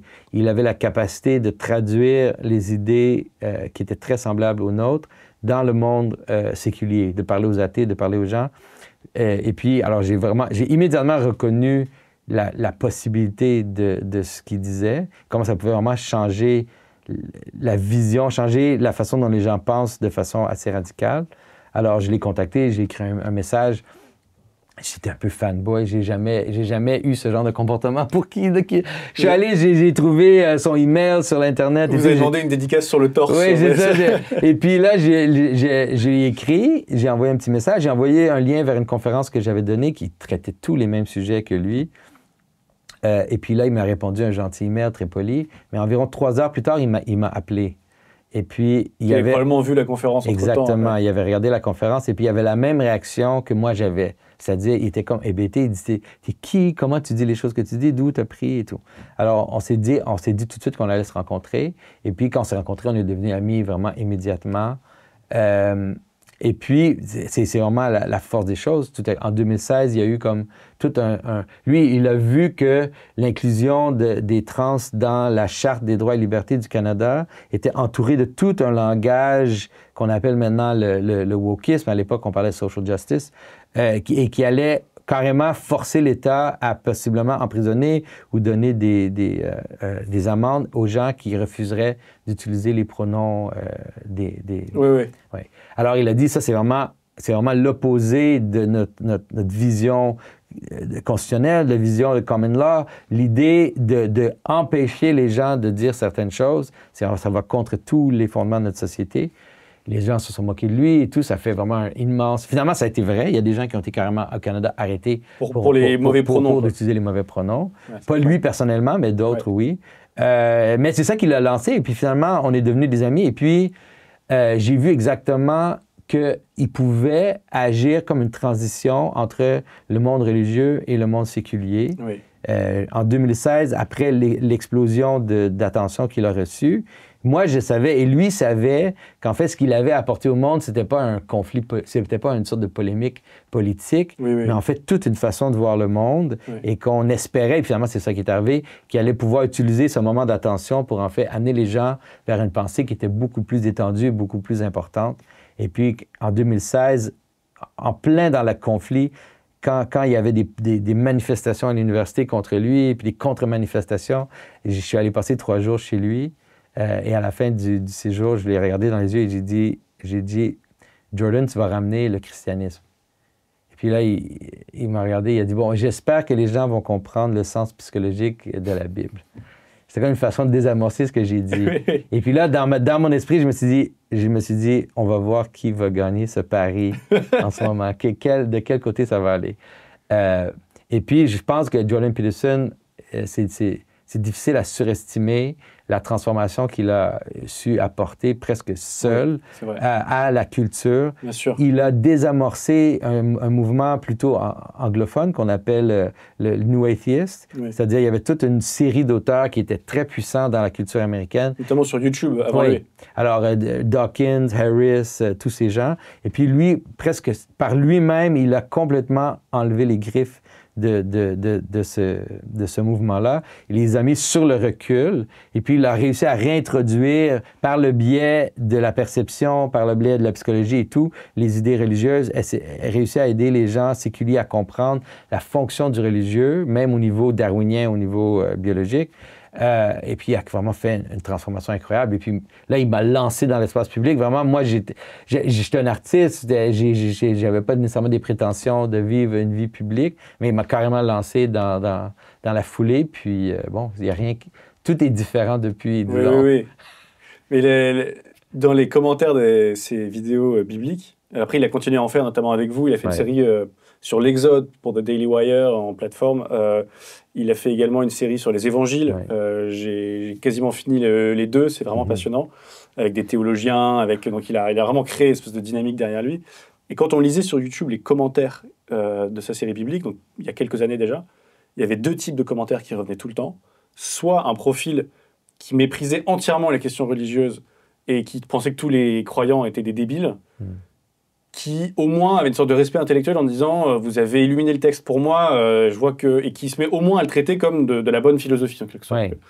Et il y avait une autre catégorie qui était des gens qui disaient j'étais dans une famille pratiquante, puis j'avais arrêté, ça m'intéressait pas trop, j'ai jamais eu de prêtre qui répondait à mes questions, et maintenant, en revoyant tout ça, je m'y remets. Et je trouvais ça fascinant comme paradoxe symbolique que pendant une période donnée, le plus grand évangélisateur, entre guillemets, de l'Église, peut-être plus que le pape sur la même période donnée, était quelqu'un qui soit hors de l'Église. Cette espèce de passeur, malgré lui, et pas capable tout à fait de faire le trajet lui-même, qui escortait des gens sur un bateau d'un côté de la rive à l'autre, et qui s'arrête et qui leur dit au revoir, en quelque sorte, sans même se rendre compte qu'il pilotait le bateau. Enfin, il y a quasiment Je trouvais ça très beau comme façon de voir les choses. Oui, moi, je dis souvent qu'il est un peu comme le roi Cyrus dans la Bible. Il y a un roi en particulier qui est pas du tout israélien, il n'est pas du tout juif. Et puis là, Israélite, il dit aux Juifs, il dit, retournez dans votre pays et puis reconstruisez votre temple. Mais lui-même, c'est pas son peuple, c'est pas son temple et tout. Alors, il y a quelque chose d'un peu... je pense que le rôle qu'il a pu jouer, c'est aussi parce qu'il n'est jamais vraiment entré dans l'Église, où il pouvait jouer un rôle de quelqu'un à l'extérieur. Parce que souvent, les gens à l'intérieur, ben, on connaît leurs intentions. C'est-à-dire, toi, ton but, c'est de me faire entrer. Bon, c'est simple. Alors, je t'écoute de cette façon-là, je t'écoute avec une certaine méfiance parce que je vois que ce que tu dis, c'est rempli de polémiques. Ton but, c'est de me faire entrer. Mais Jordan, lui, son but, c'est pas de faire entrer personne. C'est-à-dire, lui, il est intéressé, par les histoires, par comment ça connecte avec la science cognitive et tout. Et donc, il y a comme une sorte... Il a réussi à désamorcer la personne qui regarde. Et puis, elle se sent moins menacée par lui que par un prêtre qui viendrait t'évangéliser.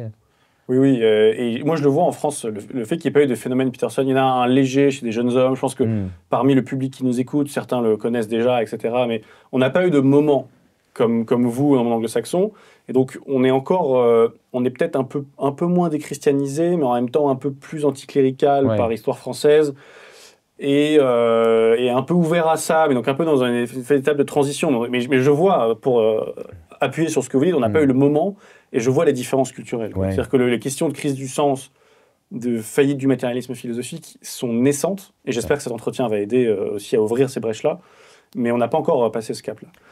Mais c'est quelque chose qui doit venir, parce que la crise du sens, c'est la crise de la complexité, on pourrait dire qu'elle est vraiment dans tous les domaines. C'est pas seulement une question sociale, c'est une question qui se pose autant au niveau scientifique, au niveau de toutes les structures complexes. La question de l'IA aussi, elle vient toute entrer dans le problème de la complexité, c'est-à-dire la façon dont l'unité émerge à partir des particules ou à partir de la multiplicité. Et donc, c'est impossible que cette question reste ignorée parce qu'elle se manifeste partout, simultanément, dans tous les domaines. Et donc, il faut être capable de voir les ponts. C'est ça aussi qui est peut-être difficile pour certains. C'est-à-dire, il y a des gens qui sont capables de parler, par exemple, d'émergence de qualité au niveau biologique, au niveau de la différence entre l'expérience consciente de quelque chose et puis les statuts du cerveau. C'est-à-dire, on ne peut pas expliquer l'expérience de qualité à partir des états du cerveau. Il y a vraiment une sorte de verticalité. Mais maintenant, d'être capable de comprendre que le problème biologique de verticalité et des identités, c'est le même problème qu'au niveau social. C'est-à-dire, il faut avoir une verticalité pour unir les gens ensemble. Et puis, on ne peut pas arriver à cette verticalité-là seulement en rajoutant n'importe quelle... C'est-à-dire, la multiplicité en tant que telle ne va pas donner une unité sans rituel ou sans origine ou sans acte unificateur. C'est pas possible. Oui, c'est un des premiers gestes de la Genèse, de réunir les poussières dispersées et de souffler dedans, lui donner une verticalité, un souffle, un esprit, en quelque sorte. Oui, ça, c'est vraiment... c'est un exemple vraiment, ce qui est vraiment au début du texte, qui est parfait. C'est-à-dire, s'il n'y a pas de verticalité, il y a seulement la poussière. Il faut mettre une intention, il faut mettre un but, il faut que quelque chose unisse la multiplicité, sinon... Et il y a ça, juste pour conclure rapidement, dans le moment où le Christ aide à voir l'aveugle, il ramasse la poussière dispersée et après il crache dedans, donc c'est un peu comme le souffle, et ensuite ça l'aide à voir peut-être une nouvelle perspective à partir de l'unité ramassée, quoi. Oui, puis c'est fascinant parce que même dans cette histoire, au début, c'est comme si l'unité, elle est trop grande. Quand il ouvre les yeux, il dit « Qu'est-ce que tu vois ?» Il dit « Je vois comme des arbres. » Il voit une structure. C'est comme imaginer, on pense arbre, mais c'est-à-dire un arbre, c'est une structure, hein, comme un arbre généalogique. Il dit je vois comme des structures. Et puis là, il y a comme un autre niveau pour qu'il puisse finalement voir les hommes en tant que des trucs organiques. Dans l'histoire, c'est assez fascinant. Mais c'est vraiment la question qui se pose aujourd'hui. Et puis, la réponse, c'est que il y a dans nos origines une solution, c'est-à-dire les origines jouent un rôle de semence pour un monde il joue un rôle d'unificateur.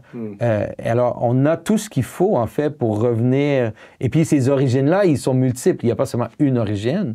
Il y a des origines qui sont la relation qu'on a avec nos ancêtres au niveau de notre famille. Il y a les origines religieuses, il y a les origines nationales, les origines même provinciales, les origines des différents. Mais il y a dans nos origines quelque chose qui peut nous rappeler de ce qui nous unit.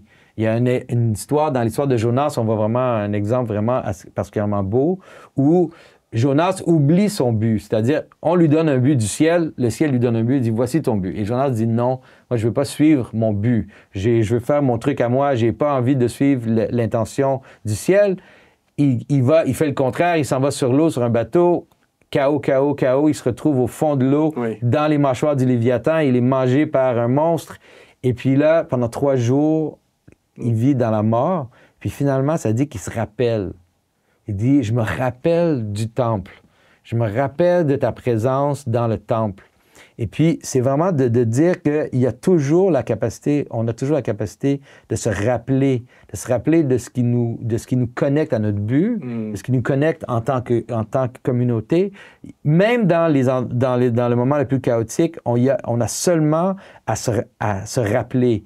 C'est-à-dire, c'est au niveau personnel, quand on commence à tomber dans le chaos, tout ce qu'on a à faire, c'est se rappeler. Et puis là, ça réorganise les faits vers un but. Mais pour la même chose, en tant que groupe, en tant que nation, en tant que communauté, si on peut se rappeler, célébrer les choses qui nous tiennent en commun, célébrer nos fêtes nationales, célébrer nos fêtes religieuses, célébrer les endroits où on peut avoir l'expérience de la communauté, c'est seulement ça. Si on est capable de faire ça déjà, après, il y aura une augmentation de l'unité. Mais sans la célébration de l'unité, on continue vers le chaos. Et c'est très tentant de continuer des heures, mais on ne va pas y arriver. Il faut quand même conclure. Jonathan Pageau, est-ce qu'il y a un ouvrage que vous auriez aimé avoir lu plus tôt? C'est drôle parce que moi, c'est vraiment au niveau théologique, c'est-à-dire, il y a un texte, le texte de Vladimir Lossky. En fait, Lossky, c'est un Russe, mais qui habitait en France, qui a vécu en France. Il a écrit un texte sur la théologie mystique de l'Église d'Orient. Et puis, moi, c'est vraiment un texte qui m'a aidé à changer la façon dont je vois le monde, en fait, qui a réussi à m'aider à bouger de la perspective purement matérialiste pour comprendre qu'il y a vraiment une verticalité nécessaire pour exister dans le monde. C'est un texte théologique, alors c'est un peu étrange, mais oui, en effet, des fois, je me dis, si j'avais lu seulement 5 ans avant, je m'aurais évité beaucoup de souffrances dans ma vingtaine. Incroyable. Oui. Et pourquoi est-ce que c'est important de lire tout court? Oui, bon, c'est important de lire parce que on n'a pas besoin de réinventer les choses. On a dans le passé, on a une tradition de gens qui ont réfléchi aux problèmes. Tous les problèmes qu'on vit aujourd'hui, ils sont pas nouveaux, en fait. Des fois, ils sont à différentes échelles. Il y a des échelles plus grandes, des échelles plus petites. Mais il existe des gens dans nos propres traditions, dans nos ancêtres, qui ont réfléchi aux problèmes auxquels on fait face aujourd'hui. Et donc, il faut aller se ressourcer, aller chercher dans ces grands sages et d'être capable ensuite d'adapter leur pensée à nos problèmes particuliers. Burke avait une très belle phrase là-dessus en disant « L'individu est sot, mais l'espèce est sage ». Oui. Et c'est un peu la même idée. Et pour conclure, vous êtes en France, là, exceptionnellement, depuis quelques jours. Quelle a été votre perception? Alors, j'allais dire un truc très parisien, qui est dire quelle est votre perception des Français en tant que Parisiens, alors qu'en fait, Parisiens pour ce qu'ils sont ils sont la France. La France, exactement. Quel a été ce qui vous a marqué, distingué par rapport au monde québécois, mais je dirais aussi canadien, anglo-saxon au sens large? Et n'hésitez pas à être vexant. À être vexant. Non, en fait, c'est drôle parce que, tu vois, comme tu l'as expliqué depuis le début, moi, un peu de façon par accident, je me suis retrouvé dans le monde anglophone, vraiment à travers mon amitié avec Jordan Peterson, les différents trucs. Et puis, j'ai vu des grandes transformations depuis 2016 jusqu'à aujourd'hui. Des transformations incroyables, c'est-à-dire des églises qui explosent, des jeunes qui se réengagent au niveau de, pas seulement au niveau religieux, mais au niveau de devenir responsable, de commencer les familles et tout. Et puis moi, au Québec, je vois pas du tout. encore, ou là maintenant oui, mais c'est-à-dire juste que là je voyais un peu un entêtement vers la sécularité extrême. Dans le moment COVID, j'ai été vraiment découragé de la façon dont mon gouvernement a réagi, la façon qu'il a agi. T'sais, ils ont cancellé 2 Noëls, 2 jours de l'an. C'est vraiment incroyable. Le passeport vaccinal était, à la fin, ils devaient l'instaurer même dans les épiceries, dans les marchés pour la nourriture et tout. C'était vraiment, on voyait vraiment, alors j'étais vraiment terrifié. Et puis j'ai eu l'impression qu'en France aussi, il y a eu des mouvements semblables. Mais je vois un peu des trucs qui bougent. Puis de venir ici, c'est toi qui m'as invité, c'est toi qui m'as fait rencontrer des gens.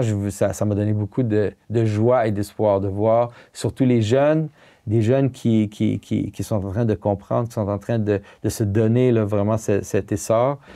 Ça me donne de la joie, ça me donne envie de revenir puis de voir comment je peux participer, si possible, à la discussion ici. Mais oui, ça a été vraiment très, très positif pour moi, en fait. Ouais, on vous invitera de nouveau. Et donc, je reprécise le texte que j'ai cité tout à l'heure, parce que c'est une très bonne introduction à beaucoup de votre pensée, qui est disponible en ligne et comme toujours dans la description. Hein, je ne fais pas ça pour être joli, je fais ça pour que les gens aillent vraiment lire. Qui s'intitule donc l'individu en Individual and the State versus the Subsidiary Hierarchy of Heaven, qui est donc coécrit avec Jordan Peterson. Je précise également que vous avez une chaîne YouTube en anglais, The Symbolic World, en français, Le Monde Symbolique. Donc pour ceux qui nous écoutent, qui ne parlent pas l'anglais, vous n'avez pas d'excuses. La pensée de Jonathan, je pense qu'on a donné une bonne introduction là sur un peu moins de 2 heures. Beaucoup de gens dans les commentaires, c'est drôle, dans vos vidéos, disent que la première fois qu'ils vous écoutent, ils sont un peu déroutés, ils mettent du temps avant de comprendre le paradigme et la façon de parler. Puis par exemple, ils vous perdent de vue, ils retombent dessus, ils ont encore un peu de mal à se remettre dedans, mais c'est comme une espèce de bain dans lequel il faut se mettre, qui prend du temps, mais qui vaut vraiment le coup, parce que pour m'y être penché depuis maintenant nombreuses années, une fois que vous intégrez ce paradigme, la réalité rime en quelque sorte. Ouais. C'est-à-dire qu'on passe de 2 dimensions à 3 dimensions, et c'est vraiment un ajout intellectuel qui parfois peut se superposer avec, j'en sais rien, des traditions psychanalytiques, psychologiques et autres qui rebondissent et qui s'emboîtent, qui vraiment vaut le coup d'être creusé. Et donc pour ça, je vous remercie. Et donc j'espère que ceux qui nous écoutent iront voir vos travaux sur YouTube, lire vos textes. Vous avez beaucoup de conférences en ligne également pour mieux diffuser le... Alors on ne savait pas l'autre jour s'il fallait dire pajoïsme ou les Anglais disent... Pajolianism ou j'en sais rien. Pajoin. C'est difficile, les anglophones, dire même mon nom, c'est difficile. C'est vrai. Bon. En tout cas, Jonathan, merci infiniment. À une prochaine fois avec grande joie. Et ceux qui nous écoutent, abonnez-vous, mettez un pouce bleu, comme disent les horribles youtubeurs, et diffusez les vidéos largement à un proche. Ah, merci Pierre. Bonne soirée.